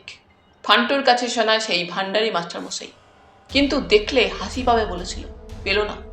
একটু রোগা টিংটিঙে, একটু কুঁজো, প্রচন্ড লম্বা নাক, চিবুক থেকে অন্তত 8 ইঞ্চি লম্বা গোপের মতো দাড়ি ঝুলছে, আর মাথায় লম্বা সন্ন্যাসী চুল, মুখে অমায়িক হাসি। পরনের পাঞ্জাবি এত লম্বা যে ধুতি ঢেকে ফেলেছে প্রায়। গাছ ও ঝোপের ভেতর কোনো রকমে টিকে থাকা দরজা জানালার কপাট লোপাট হাওয়া হাঁ করা একটা ঘর, ছোট্ট গেরস্থালি পাতা। ফান্টু বলেনি এখানেই কবি ভান্ডারি মশাইয়ের ডেরা। হয়তো সে জানে না এই ডেরার খবর। ভান্ডারি মশাই সাধুবেশী হালদার মশাইকে দেখে চোখ নামিয়ে বললেন, হচ্ছে সন্দেহ, সাধু নন, অন্য কেহ। হালদার মশাই নিশ্চয়ই পদ্য বানাতে পারেন না, কারণ তিনি জবাবে তার প্রসিদ্ধ উপহার দিলেন। কর্নেল বললেন, ঠিক ধরেছেন নন্দবাবু, ইনি সেই প্রাইভেট ডিটেকটিভ মিস্টার কে কে হালদার। তাহলে নমস্কার বলে কবিবার মিষ্টি হাসলেন। ডিটেকটিভ এনেছে দণ্ডি, খবর পেয়েই চণ্ডী বালিগঞ্জে প্রেজেন্ট। একটা ইনসিডেন্ট বাঁধতে পারে শেষটা। হালদার মশাই বলে উঠলেন, কি এই কেসটা? কবি নন্দ ভান্ডারী কেটলিতে ফুটন্ত জলে চা পাতা ফেলে সেটা নামিয়ে রেখে দুধ গরম করতে দিলেন। তারপর তক্তপোষের তলা থেকে কাপ প্লেট বের করে বাইরে ধুতে গেলেন। হালদার মশাইয়ের প্রশ্নের জবাব দিলেন না। কর্নেল মিটিমিটি হাসছিলেন, বললেন, শেষটার সঙ্গে কেসটা বেশ মিলেছে হালদার মশাই। হালদার মশাই ফ্যাল ফ্যাল করে তাকিয়ে রইলেন। আমি হাসতে হাসতে বললুম, কেসটা বুঝতে দরকার একটু চেষ্টা। হালদার মশাই একটু চটে গেলেন। ধুর মশাই, খালি পদ্য, এখান থেকে পালাতে পারলে বাঁচি। পদ্য টদ্য আমার আসে না। ওদিকে এতক্ষণ কি হচ্ছে কে জানে। বেগুন খেতে। বাইরে থেকে কবিবার বললেন, বেগুন খেতে রাত বিরেতে নাচতো কাকতারুয়া, চুপি সারে ঝোপে ঝাড়ে বলতো শেয়াল কা হুয়া। দণ্ডিবাবু ফন্দি করে যেই আনলো ডিটেকটিভ, চণ্ডীচরণ বুঝলো তখন এবার সে ইনএফেক্টিভ। তারপর ঘরে ঢুকে দুধের পাত্র নামিয়ে কুকার নেবালেন। চা তৈরি করতে করতে ফের ভান্ডারী মশাই আপন মনে আসতে বললেন, হচ্ছে ভয়, কি হয় কি হয়। ছেলেটা যে বোকা, জিনিয়াস একরোখা। উড়ে পোড়া মুখ, তোর হাতেই হুঁকো, খেয়ে যাচ্ছে ভূত। হালদার মশাই চটেই ছিলেন, বলে উঠলেন, কি অদ্ভুত। কর্নেল তারিফ করার ভঙ্গিতে বললেন, আসছে হালদার মশাই, আসছে। হালদার মশাই চমকে উঠে বললেন, কি? পদ্য। আমি ফোড়ন না কেটে পারলুম না, এবং ছন্দ। হালদার মশাই গুম হয়ে বসে রইলেন। মনে হলো যা ঘটছে সেটা তলিয়ে বোঝবার চেষ্টা করছেন। কবি নন্দভাণ্ডারীর মুখেও সেই আমোদে ভাবটা নেই। হাতে হাতে চা এগিয়ে দিলেন। প্রচণ্ড একটা ধকলের পর গরম চা আমাকে চাঙ্গা করতে থাকলো। হালদার মশাইকেও বটে, কারণ তার সন্ন্যাসী মুখে প্রশান্তি ফুটতে শুরু করলো। ভান্ডারী মশাই চা শেষ করে বললেন, Honorable guest, now take rest. One thing to clear. If you hear the jackal howls, something is foul. তক্তপোষের তলা থেকে তিনি একটা পুটুলি বের করলেন। তারপর সেটা বগল দাবা করে কর্নেলের দিকে চোখ নাচিয়ে মুচকি হেসে বেরিয়ে গেলেন। দেখলুম হালদার মশাই কর্নেলের দিকে তাকিয়ে আছেন। কর্নেল লণ্ঠনের দম কমিয়ে দিলেন, বললেন, কি বুঝছেন বলুন হালদার মশাই। প্রচুর প্রচুর রহস্য। হ্যাঁ, রহস্য প্রচুরই। আপনাকে বলেছিলুম, মধ্যাহ্ন 9টায় বর্ণটি যেখানে সেখানেই গণ্ডগোল। কবি নন্দলাল ভাণ্ডারীকেও দেখলেন, মধ্যাহ্ন 9টায় বর্ণটি তার নামেও আছে, কাজেই কিছু গণ্ডগোল তারও আছে, তবে সেটা মাথায়। আমি বললাম, কিন্তু আপনার সঙ্গে এর পরিচয় হলো কিভাবে? কর্নেল একটু হাসলেন। গত 1 মাস যাবৎ নন্দবাবু আমাকে পদ্যে চিঠি লিখে আসছেন। পাগলের পাগলামি ভেবে গ্রাহ্য করিনি। তারপর কাগজে সত্যি ভুতুরে কাকতারুয়ার খবর বেরোলো। আজ সকালে হালদার মশাই আর তুমি গেলে। হালদার মশাইয়ের কাছে দণ্ডিবাবুর আসার খবর পেলুম। তখন নন্দলাল বাবুর পদ্যগুলোকে গুরুত্ব দিতেই হলো। উনি লিখেছিলেন, ভাঙা কেল্লা বাড়ি আমার ইদানিংকার আস্তানা, মুখে দাড়ি দুজনকারী, সেটাই চেনার রাস্তা না। অতএব পরস্পর চেনাচেনির অসুবিধা হয়নি। শ্মশানে গিয়েছিলেন কেন? পরিধ্বনি শুনেই নন্দবাবু আমাকে শ্মশানে যেতে পরামর্শ দিয়েছিলেন। উনি ভেবেছিলেন দণ্ডিবাবুকে কিডন্যাপ করা হচ্ছে, তো হন্তদন্ত হয়ে ছুটে গেলুম। আমাকে দেখে পিশাচ বাবা ভেবে লোকগুলি খাটিয়ে ফেলে পালিয়ে গেল। তখনও ভাবিনি তোমাকে ওরা ধরে এনেছে। তোমার কান্নাকাটি শুনে তবে বুঝলুম। মোটেও কান্নাকাটি নয়, প্রতিবাদ করলুম। আমি যে জ্যান্ত মানুষ সেটাই জানাতে চাইছিলাম। হালদার মশাই প্রচণ্ডভাবে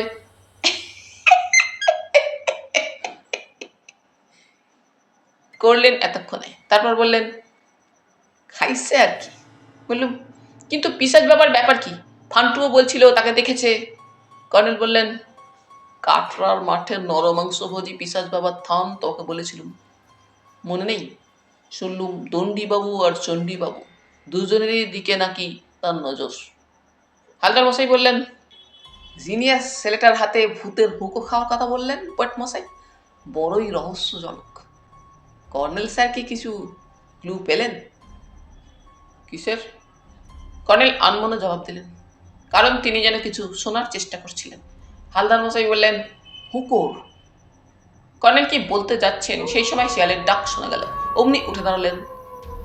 if the Jekyll Howl's something is foul বলে বেরিয়ে গেলেন। তাই দৌড়েই গেলেন বলা উচিত। হালদার মশাই বলে উঠলেন, খাইছে পদ্য, বুঝলেন না? পদ্য, পৈট্টি। কর্নেল স্যারের খাইছে। ওইকারের মতো একটা আঙুল উঁচিয়ে ধরলেন গোয়েন্দা প্রবর। তারপর গেরুয়া আলখাল্লার ভেতর থেকে নস্যির কৌটো বের করে নস্যি নিলেন। শিয়ালটা থেমে গেল হঠাৎ। তার একটু পরে বন্দুকের গুলির শব্দ ভেসে এলো দূর থেকে। পরপর দুবার হালদার মশাই উত্তেজিতভাবে উঠে দাঁড়ালেন। চলুন, এখানে বসে থাকার মানে হয় না। আর চলুন জয়ন্তবাবু, কি ঘটছে দেখে আসি, বলে আমাকে টেনে ওঠালেন। সেই গলখাই পেরিয়ে মাঠে পৌঁছানোর পর শ্মশানের দিক থেকে হরিধ্বনির শব্দ ভেসে এলো। অমনি হালদার মশাই দম আটকানো গলায় বললেন, আবার কারে বাঁধলো, বলে আচমকা টাট্টু ঘোড়ার মতো গম ক্ষেত ভেঙে উধাম হয়ে গেলেন। ভেবাচাকাকে দাঁড়িয়ে রইলুম। তারপর গা ছমছম করতে লাগলো। জ্যোৎস্নার রাতে কাটরার মাঠে একা পড়ে গিয়ে এখন প্রতি মুহূর্তে ভয়। সেই নরমাংস ভোজি পিশাচ বাবারই। কে জানে সামনে বা পেছনে কোনো গর্ত থেকে বা ঝোপঝাড় ফুঁড়ে আবির্ভূত হলেই গেছি। দণ্ডীবাবুর ফার্মটা কোন দিকে ঠাউর করার চেষ্টা করলুম। বাঁ দিকে একটু দূরে বিদ্যুতের আলো ঝুলঝুল করছে, ওইটাই হবে। মরিয়া হয়ে সেই দিকে নাক বরাবর হাঁটতে থাকলুম। ফার্ম হাউস এলাকা একেবারে শুনশান নিশুতি। বেগুন খেতে কালো হয়ে কাকতারুটি দাঁড়িয়ে আছে। মরার খুলি এমনিতেই দেখতে বিটকেল, তারপর সময়টা এরকম। শিয়ালের ডাক শুনে কর্নেলের দৌড় এবং শ্মশানের হরিধ্বনি শুনে ডিটেকটিভ ভদ্রলোকের নিমেষে অন্তর্ধান। ওদিকে নরমাংসভোজী পিশাচ বাবার ব্যাপারটাও কম সাংঘাতিক নয়। কাজে কাকতারুয়াটির দিকে এখন না তাকানোই উচিত।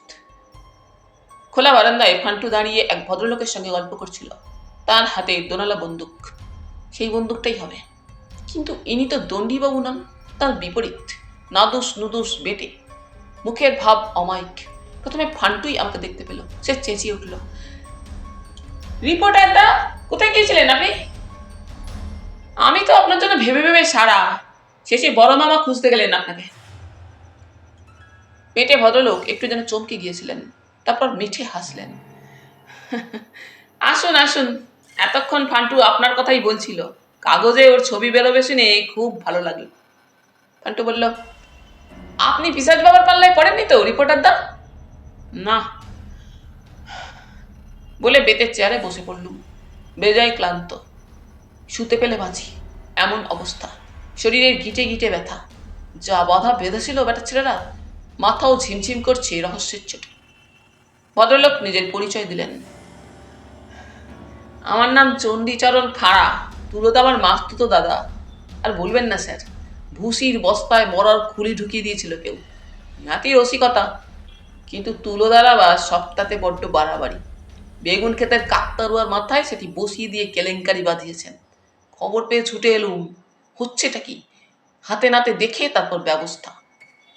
ফান্টু বলল, তোমাকে দেখে কিন্তু আর নড়ছে না, দেখছো ছোট মামা? নড়ুক না, তুলোদার চেয়ে আমার হাতের টিপ কেমন দেখিয়ে ছাড়বো। কিন্তু বন্দুকে তো আর কার্টিজ নেই ছোট মামা। বড় মামা দুটোই ফায়ার করে ফেলেছেন। চণ্ডীবাবু বন্দুকে মোচড় দিয়ে খালি কার্তুজ দুটো বের করে দেখে ফেলে দিলেন। হাসতে হাসতে বললেন, তুলোদার একটুতেই বাড়াবাড়ি। ফান্টুও খুব হাসতে লাগলো।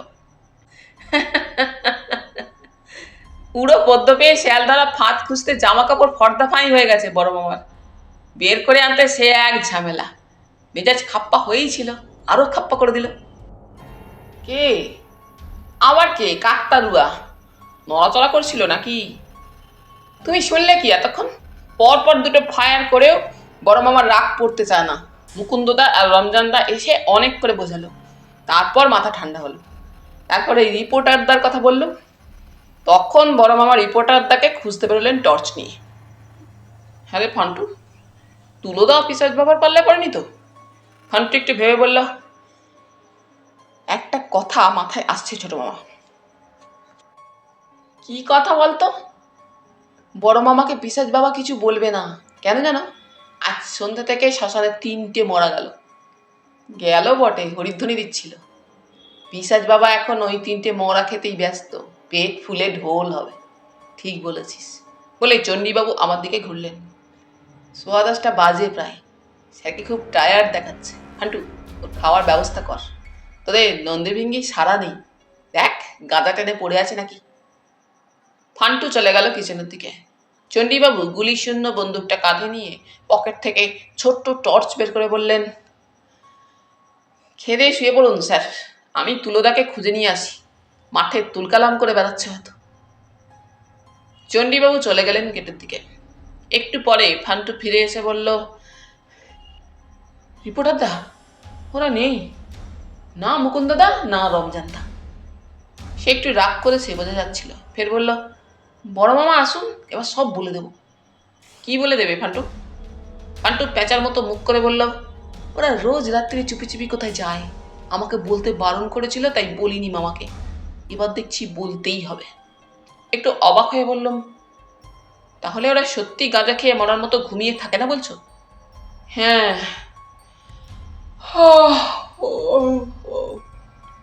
বলে ফান্টু ভাই তুলল।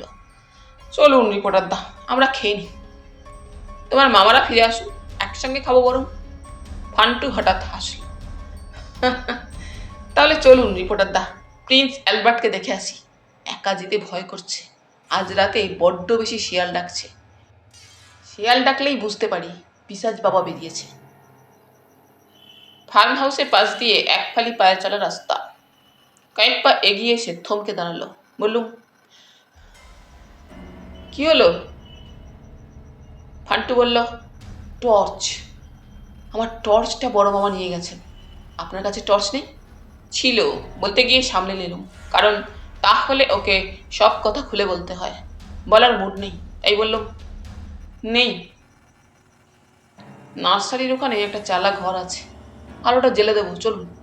একটু দূরে অবশ্যই, তাহলেও দেখা যাবে। বলে ফান্টু হন্তদন্ত হয়ে হাঁটতে থাকলো। ওর সঙ্গ ধরতে বার কত পা হরকে আছাড় খাওয়ার উপক্রম। তারপর সামনের দিকে গম ক্ষেত পড়লো। আঁকা বাঁকা আলপথে অনেকটা যাওয়ার পর ফান্টু বলল, নার্সারির এরিয়ায় এসে গেছি রিপোর্টার দা, এ দেখুন কত রকম ক্যাকটাস, পাতাবাহার আর ঝাউ লাগিয়েছি। ওইখানে গোলাপ বাগান, 5 রকমের গোলাপ আছে, প্রিন্স অ্যালবার্ট। ফান্টু থেমে গেল। খানিকটা দূরে হঠাৎ আলো জ্বলল, বিদ্যুতের আলো। সেই আলোয় দেখলুম চণ্ডীবাবু একটা চালা ঘরের ভেতর দাঁড়িয়ে মুকুন্দ ও রমজানের সঙ্গে কথা বলছেন। ফান্টু খুব অবাক হয়ে বলল, ছোট মামা ওখানে কি করছেন? সে দৌড়তে যাচ্ছিল, টেনে ধরে আটকে দিলুম। বললুম, চুপ, বরং দুজনে আড়ালে গিয়ে ব্যাপারটা বুঝে নিই, চলো। ফান্টুর মনে ধরল কথাটা। ঝাউ, ক্যাকটাস, পাতাবাহারের ঝোপঝাড়ের আড়ালে গুঁড়ি মেরে এগিয়ে কাছাকাছি এক জায়গায় বসে পড়লুম। হাত বিশেক দূরে চালা ঘরটা, সবকিছুই দেখা ও শোনা যাচ্ছে। চণ্ডীবাবু দুটো ছোট্ট প্লাস্টিকের থলে পাঞ্জাবির 2 পকেটে ঢুকিয়ে বললেন, বন্দুকটা তুলোদার ঘরে রেখে দিয়ে যাও, আর এই নাও 5 টাকা করে বাড়িয়েই দিলুম। রমজান ও মুকুন্দ টাকাগুলো পকেটে ঢোকালো। তারপর মুকুন্দ ফিক করে হেসে বলল, পিশাচ বাবা এতক্ষণ দণ্ডি স্যারের হাড় চুষছে। খুব রাগী লোকের হাড়ে টকঝালটা বড্ড বেশি থাকে। চণ্ডীবাবুও ভুরু নাচিয়ে হাসলেন। রমজান বলল, কাগজের বাবুটিকে আমার কেমন সন্দেহ হয় বাবু মশাই। চণ্ডীবাবু বললেন, ঠিক বলেছ হে, শ্মশান থেকে দিব্যি ফেরত এলো দেখে আমি তো তাজ্জব। পিশাচ বাবা ওকে খেলো না কেন? তাছাড়া বাঁধন খুলে পালিয়ে এলো কি করে? মুকুন্দ বলল, আপনার লোকগুলো কোনো কম মেন নয়, বরাবর দেখে আসছি, সব তাতেই বড্ড তাড়াহুড়ো করে। কাকতারুয়া নাচাতে গিয়ে গুলি খেয়ে রক্তারক্তি হলো। তুস, রক্ত নয়, কুমকুমের ছোপ। চণ্ডীবাবু মুখ বাঁকা করে বললেন, ওদিন দোল পূর্ণিমা ছিল না, হোলির কুমকুম পটকা। বেন্দাটা অতি চালাক, কে ওকে বলেছিল কাকতারুয়ার গলায় কুমকুম পটকা বাঁধতে। জানা কথা, তুলোদা আগের রাত্রির মতো মুন্ডু তাক করেই গুলি ছুড়লেন। মাদারা।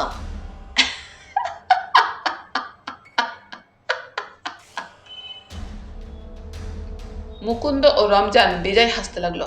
মুকুন্দ বলল, তাই বলুন, পটকা ফেটে রং বেরং। চণ্ডীবাবু বললেন, রং বেরং করতে গিয়ে আমাকেও বিপদে ফেলেছিল আর কি। তুলোদার তো হাড়ে হাড়ে বুদ্ধি, কলকাতা থেকে গোয়েন্দা এনে চাকে আলো নেবাও। আর শোনো, গোয়েন্দা বাবু তো পিশাচ বাবার পেটে গেছে, কাগজের বাবুটিকেও ফের শ্মশানে পাঠানোর ব্যবস্থা করো, বেন্দার দল তোমাদের হেল্প করবে।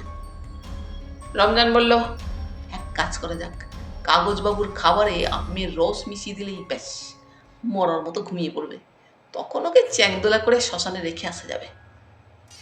মুকুন্দ সায় দিয়ে বলল, পিশাচ বাবা শেষ রাত্রে নিশ্চয়ই খিদে পাবে, তখন ওকে খাবে। কথাগুলো শুনে শিউরে উঠছিলুম।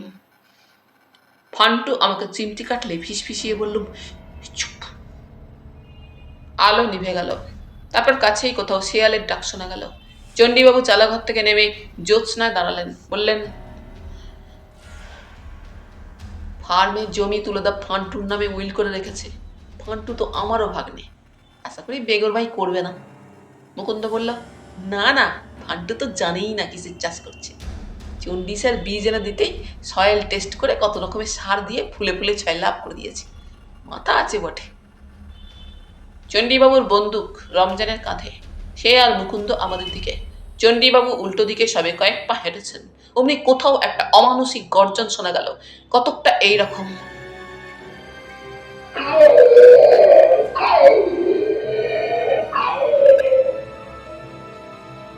তারপর চণ্ডীবাবুর সামনাসামনি ঝোপ ফুড়ে কালো একটা মূর্তি বেরোলো। চণ্ডীবাবু টর্চ জ্বেলেই বাবারে বলে আর্তনাদ করে উঠলেন। টর্চটা বোধ করি আতঙ্কের চোটে হাত থেকে পড়ে নিভে গেল, কিন্তু ওই এক পলকের আলোয় দেখতে পেলুম দু ঠেঙে কালো গরিলার মতো একটা প্রাণীকে। ভয়ঙ্কর মুখ থেকে সাদা দুটো কস দাঁত বেরিয়েছে, দু হাতে বড় বড় নখ। ফান্টু আমাকে জড়িয়ে ধরে বিড়বিড় করলো, পিশাচ বাবা, পিশাচ বাবা। রমজান ও মুকুন্দের এক গলায় আর্তনাদ শুনলুম। তারপর তারা দিক বিদিক জ্ঞান শূন্য হয়ে পালিয়ে গেল। চণ্ডীবাবু পালাতে যাচ্ছেন, সেই সময় চালাঘরের পেছন থেকে কেউ এসে তাকে জাপটে ধরল। জ্যোৎস্নায় আচ্ছা যেটুকু দেখতে পাচ্ছি তাতে কিছু বোঝা যাচ্ছে না, ধস্তাধস্তি বেঁধেছে মনে হচ্ছে।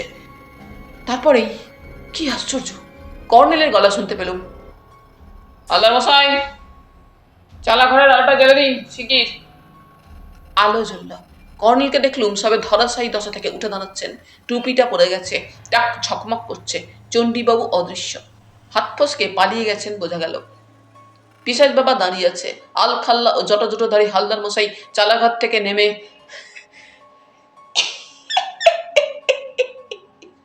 করলে। পিশাচ বাবার ভয়ঙ্কর মুখ থেকে মানুষের ভাষায় পদ্য বেরোলো, সঙ্গে ফুস করে একটা দীর্ঘশ্বাস। গঙ্গায় দিল দণ্ডি ঝম্প, চণ্ডীও দিল লম্বা লম্ফ। পদ্য শুনেই ফান্টু লাফিয়ে উঠল এবং মাস্টার মশাই বলে চিৎকার ছেড়ে দৌড়ে গেল। আমিও গেলুম।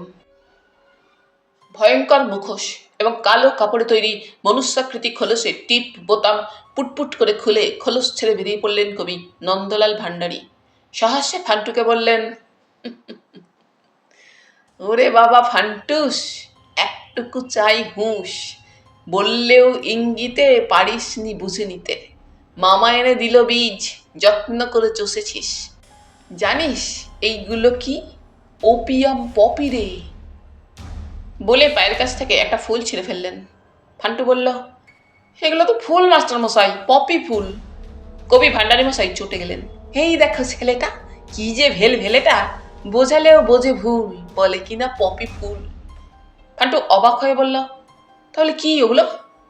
ভান্ডার মশাই বললেন, শোন তবে আগাগোড়া, সব সাপ নয় ঢোড়া, কোনোটার থাকে বিষ, এইবার বুঝেছিস? এই পপি ডেঞ্জারাস, আফিং এরই নির্যাস। ফান্টু একটু গুম হয়ে থাকার পর বলল, বুঝেছি। তাই মুকুন্দদা রমজানদা গাছগুলো ডগা চিরে রাখতো, রস বেরিয়ে আঠার মতো জমে থাকতো, আর ওরা চুপিসারে রাত্রে এসে সেগুলো খুলে নিয়ে প্লাস্টিকের ব্যাগে ভরতো। আমাকে বলতো মামাকে যেন না বলি। আমি অত কি জানি বলুন তো? ভান্ডারী মশাই তার পৈশাচিক ছদ্মবেশ গুটিয়ে পুটলি বানালেন এবং সেটি বগল দাবা করে বললেন,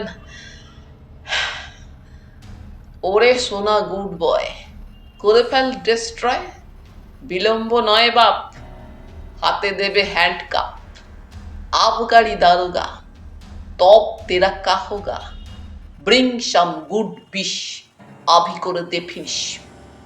ফান্টু বলল, এখনই বিষ স্প্রে করে দিচ্ছি। কর্নেল বললেন, আসুন নন্দবাবু, ফান্টু ওপিয়াম পপি জ্বালিয়ে দিক, আমরা ফার্ম হাউসে গিয়ে দেখি দণ্ডীবাবু সাঁতার কেটে ফিরতে পারলেন নাকি। ভান্ডারী মশাই হাই তুলে বললেন, রাত নিঝুম, পাচ্ছে ঘুম, উঠছে হাই, ডেরায় যাই। তারপর শটান ঘুরে হন্তদন্ত হয়ে হাঁটতে থাকলেন। জ্যোৎস্নায় তার ছায়ামূর্তি অদৃশ্য হয়ে গেল। একটু পরে শিয়ালের ডাক শোনা গেল। সেই দিকে অদ্ভুত মানুষ। হালদার মশাই ততক্ষণে চালাঘরে গিয়ে ছদ্মবেশ ছেড়েছেন এবং সেটি তিনিও পুঁটলি বানিয়ে বগল দাবা করে বেরোলেন। প্যান্ট হাঁটু পর্যন্ত গোটানো ছিল। বোঝা গেল আলখাল্লার ভেতর প্যান্ট শার্ট পরেই ছিলেন, অবশ্য পা দুটো খালি। বললেন, কি কাণ্ড! বৈদ্যর লাগে পিশাচ আর শ্রীগালের সম্পর্ক আছে শুনি নাই, একেবারে শ্রীগালের ডাক। বললুম, উনি শিয়াল ডাকতে পারেন নাকি? ওই তো ডাকছেন, শুনছেন না? কর্নেল বললেন, আমার টর্চটা খুঁজে বের করতে হবে, দন্ডিবাবুর বন্দুকটা। খোঁজাখুঁজি করতে করতে ফান্টু এসে পড়ল, হাতে স্প্রে। হাসতে হাসতে বলল, ওদিকে এক কাণ্ড! বড় মামা এসে গেছেন, কম্বল মুড়ি দিয়ে বসে আছেন। বললেন গঙ্গা স্নান করে এলুম। আমি তো জানি পিশাচ বাবার ভয়ে গঙ্গায় ঝাঁপ দিয়েছিলেন, বলতে গেলে রেগে যাবেন, তাই সে কথা বললুম না। তবে পপি ফুলের ব্যাপারটা আর যা যা হয়েছে এখানে সব বলেছি। শুনে মামা হতভম্ব। বললুম, তোমার মামা জানেন না এগুলো আফিং গাছ? ফান্টু বলল, না, বড় মামাকে তো চণ্ডী মামা মানে ছোট মামা ফুলের বীজ বলে কোত্থেকে এনে দিয়েছিলেন। বড় মামা আপনাদের জন্য ওয়েট করছেন, শিগগির যান। মামার অবস্থা শোচনীয়, কম্বল মুড়িয়ে বসে থাকলে কি হবে? রাত্রে গঙ্গার জল যা ঠান্ডা। কর্নেল টর্চ খুঁজে পেলেন, তারপর বন্দুকটাও পাওয়া গেল। হালদার মশাই বন্দুক কাঁধে এবং পুটুলি বগল ধাবা করে মার্চের ভঙ্গিতে পা বাড়ালেন। কর্নেল হাঁটতে হাঁটতে বললেন, কাঁটায় কাঁটায় রাত 12টা, বেগুন ভাজা আর পরোটা, কিংবা লুচি অর্ধ ডজন, ইচ্ছে হয় করি ভোজন। দিচ্ছে কেডা রাত 12টায়? হালদার মশাই সহজে বললেন, খাইছে, পইতে পাইছে। বললুম, আপনাকেও হালদার মশাই পদ্যে পেয়েছে, সাবধান। হালদার মশাই সম্ভবত সাবধানতা বসেই চুপ করে গেলেন। পদ্মের সঙ্গে পিশাচ ও শেয়ালের সম্পর্ক আবিষ্কার করেছেন উনি। পিশাচ যদি বা সাজতে পারেন, শেয়ালের ডাক ডাকতে পারবেন কিনা সন্দেহ আছে। দন্ডিবাবু ঘরের ভেতর তক্তপোষের বিছানায় সত্যি কম্বল মুড়ি দিয়ে বসেছিলেন। আমাদের দেখে করুণ মুখে বললেন, আসুন আসুন। ফান্টুর মুখে সব শুনলুম, শুনে আমার আক্কেল গুরুম হয়ে গেছে। ওই চণ্ডী প্রচণ্ড ষণ্ড ভণ্ড, আমার মাস্তুতো ভাই, আমাকে ফাঁসাবার কি ষড়যন্ত্র করেছিল দেখুন। তারপর লোকে বলতো চোরে চোরে মাস্তুতো ভাই। উফ, কি সাংঘাতিক ঘটনা। দেখলুম বারান্দায় বেতের চেয়ারগুলো ঘরে ঢোকানো হয়েছে এবং তা আমাদেরই খাতির করে বসতে দেওয়ার জন্য তো বটেই। আমরা বসলুম। হালদার মশাই বললেন, দন্ডিবাবু, কর্নেল স্যারের লগে আলাপ করি দি। ইনি কথা কেড়ে দন্ডিবাবু বললেন, কি আশ্চর্য, শ্মশানে ইনি আমার বাঁধন খুলে দিলেন, মনে পড়ছে। দাড়ি দেখেই চিনতে পারছি। নমস্কার স্যার, নমস্কার। বুঝতেই পারছেন ওই অবস্থায় শত্রু মিত্র চেনা কঠিন। আমি ভাবলাম পিশাচ বাবার চেলা টেলা হবে, পিশাচ বাবার খাওয়া দাওয়ার সুবিধে করে দিচ্ছে বলে সেই অদ্ভুত ফ্যাঁচ শব্দটি বের করলেন মুখ থেকে, অর্থাৎ দুর্লভ হাসিটি হাসলেন। হালদার মশাই বললেন, ইনি স্বনামধন্য কর্নেল নীলাদ্রি সরকার, আমার গুরুদেব কইতে পারেন এনারে। ইনি না আইয়া পড়লে কি যে হইতো কও যায় না। আবেগে আরো কিছু বলতে যাচ্ছিলেন, কর্নেল তাকে থামিয়ে দিয়ে বললেন, অমন করে জলে ঝাঁপ দেওয়া উচিত হয়নি দন্ডিবাবু, আপনি বিচক্ষণ মানুষ, ভালো করে তাকিয়ে দেখবেন তো। দন্ডিবাবু বললেন, ওই যে বললুম, শত্রু মিত্র চেনার অবস্থা ছিল না। গেলুম জয়ন্তবাবুকে খুঁজতে, আর আচমকা কারা আমার উপর ঝাঁপিয়ে পড়ে পিছমোড়া করে বাঁধলো। তারপর চ্যাংদোলা করে তুলে হরিবোল বলতে বলতে শ্মশানে ফেলে পালিয়ে গেল। এদিকে ইদানিং পিশাচ বাবার গল্পটা প্রচণ্ড রটেছিল। আপনি আমার বাঁধন খুলছেন, তখন সাক্ষাৎ পিশাচ বাবা এসে আপনার পেছনে দাঁড়িয়ে আছে, হাউ মাউ খাউ করে হুঙ্কারও দিচ্ছে। ওই অবস্থায় জলে ঝাঁপ না দিয়ে উপায় কি বলুন স্যার? কর্নেল বললেন, যাই হোক, গতস্য সূচনা নাস্তি। আমার কিছু প্রশ্ন আছে দন্ডিবাবু। বলুন বলুন। আপনার ফার্মে পপি ফুলের ক্ষেতটা যে আসলে ওপিয়াম পপির ক্ষেত, সেটা কি আপনি জানতেন না? বিশ্বাস করুন, ওপিয়াম কি থেকে হয় আমি জানতাম না। একটু আগে ফান্টু সব বলে গেল। আমি জানতাম ফুল তো ফুল, পপি ফুল। ফান্টুর ফুলের বড্ড শখ। চণ্ডী যে সেই সুযোগ নেবে কে জানতো। গত অক্টোবরে চণ্ডী নিজের হাতে একটা বীজের প্যাকেট দিয়ে গেল, বলল ফান্টুকে দিও, এগুলো পপি ফুলের বীজ, দারুণ ফুল ফুটবে, গন্ধে মৌ মৌ করবে। বদমাস জোচ্চোর। পরের হাতে হুঁকো খাওয়ার ফন্দিটা কেমন দেখুন। ইদানিং আপনি ফার্মে এসে রাত্রিবাস করছিলেন কেন দন্ডিবাবু? দন্ডিবাবু একটু চুপ করে থেকে আস্তে আস্তে শ্বাস ফেলে বললেন,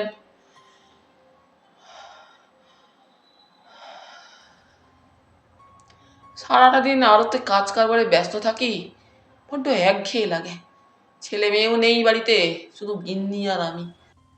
তাই অনাথ ভাগ্নেটাকে এনে রেখেছিলুম। সে থাকে ফার্মে। ছেলে মানুষ তো, রাত বিরেতে কি হয়, যা অবস্থা আজকাল। এও একটা কথা। তবে আর একটা কথা হলো খটকা। কিসের খটকা? ফান্টু বলেছিল চণ্ডী আজকাল প্রায়ই সন্ধ্যার দিকে ফার্মে আসে। বুঝুন ব্যাপারটা, কোথায় ঔরঙ্গাবাদ আর কোথায় কাঠড়ার মাঠ। চণ্ডী আসে, অথচ আমার সঙ্গে দেখা করে যায় না। তার চেয়ে বড় কথা, সন্ধ্যাবেলায় কেন? ফান্টুটার এগ্রিকালচারে মাথা আছে, আর সব ব্যাপারে আস্ত বোকা। এদিকে চণ্ডী লোক ভালো নয়, কাজেই খটকা লেগেছিল। সন্ধ্যার আগেই ফার্মে এসে রাত কাটাতে শুরু করলুম।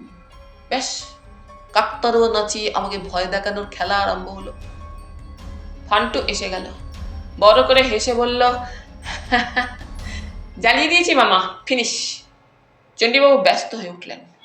গেস্টদের খাওয়া দাওয়ার ব্যবস্থা করতে হবে ফান্টু, অনেক রাত হয়ে গেছে। ফান্টু বলল, মুকুন্দদা রান্না করে রেখেছে মামা। চণ্ডীবাবু খাপ্পা হয়ে বললেন, চোর চোর, চোরেদের রান্না গেস্টদের খাওয়াবো কি করে হাঁদারাম? তাছাড়া তুই তো বললি খাবারে আফিমের রস মিশিয়ে দেওয়ার চক্রান্ত করছিল। কাল সকালে সব খাবার শ্মশানে ফেলে দিয়ে আসবো, মরা খেকো শিয়াল কুকুরের পেটে যাক। তুই এক কাজ কর, বরং বেগুন খেতে যা, বেগুন নিয়ে আয়। আমি ময়দা ছেনে পরোটা বানাচ্ছি।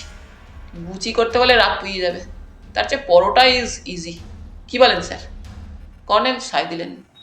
হালদার মশাই উৎসাহে দাঁড়ালেন। তারপর, চলুন আমিও হাত লাগাই বলে পা বাড়িয়েছেন, এমন সময় বাইরে কাছেই শিয়াল ডেকে উঠল।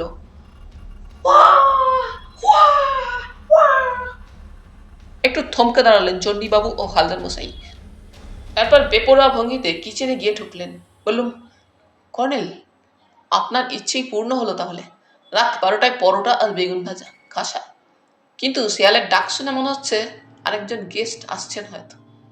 তারপরেই হঠাৎ বাইরে ফান্টুর চিৎকার শোনা গেল, মামা মামা। সবাই বেরিয়ে গেলাম। তন্ডিবাবু হাঁক দিলেন, কি হয়েছে রে? বেগুন খাতার দিকে হাত তুলে আবার বলল, কাকতারুয়াটা আবার নাচছে, ওই দেখো। চমকে উঠতেই হলো।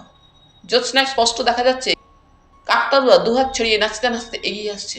দন্ডিবাবু চেঁচিয়ে উঠলেন, বন্দুক বন্দুক, বন্দুক নিয়ে আয় ফান্টু। অমনি কাকতারুয়া পদ্যে বলে উঠল, বেগুন কেটে কাকতারুয়া নিশিদ্রাতে নাচ করে, ডাকে শেয়াল ক্যা হুয়া, বুড়ি ভোজন আজ করে। দন্ডি ভায়া একই বিচার, করবে গুলি বন্দুকে, উপকারী বন্দুকে। দন্ডিবাবু সহস্যে বললেন, ভান্ডারি ভায়া নাকি? আরে এসো এসো, শিষ্যাগতম। তবে এ কেমন আশা হে? বেগুন খেতে বড্ড কাঁটা, জামা কাপড় আটকে ফর্দাভাই হয়ে যাবে যে। কবি নন্দলাল ভান্ডারী কাকতারুয়াটির আড়াল থেকে বেরোলেন না, বেরোলেন বলা ভুল হচ্ছে, দেখা দিলেন।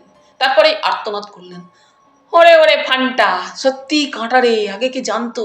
শিয়ালের ফাঁদ তো হয় এইরকমই, কণ্টকে জখমি। উফ আহ, বাবারে, বাঁচারে বাঁচারে। ফান্টু কাটারি এনে উদ্ধার করতে গেল তাকে। হালদার মশাই ক্রমাগত করছিলেন। শেষে বললেন, কি কাণ্ড, বাইগান খ্যাতখান এক্কেরে লন্ড ভণ্ড। বললুম, সাবধান হালদার মশাই, আবার আপনাকে পদ্যে পেয়েছে। অমনি হালদার মশাই গম্ভীর হয়ে বললেন, না না, কথা কথা। তাহলে বন্ধুরা, আজ এই পর্যন্তই। গল্প পাঠ তোমাদের ভালো লেগে থাকলে তোমাদের কাছে আবারও অনুরোধ থাকলো, লাইক, শেয়ার এবং সাবস্ক্রাইব করে তোমাদের মূল্যবান মতামত পাঠানোর জন্য। ধন্যবাদ।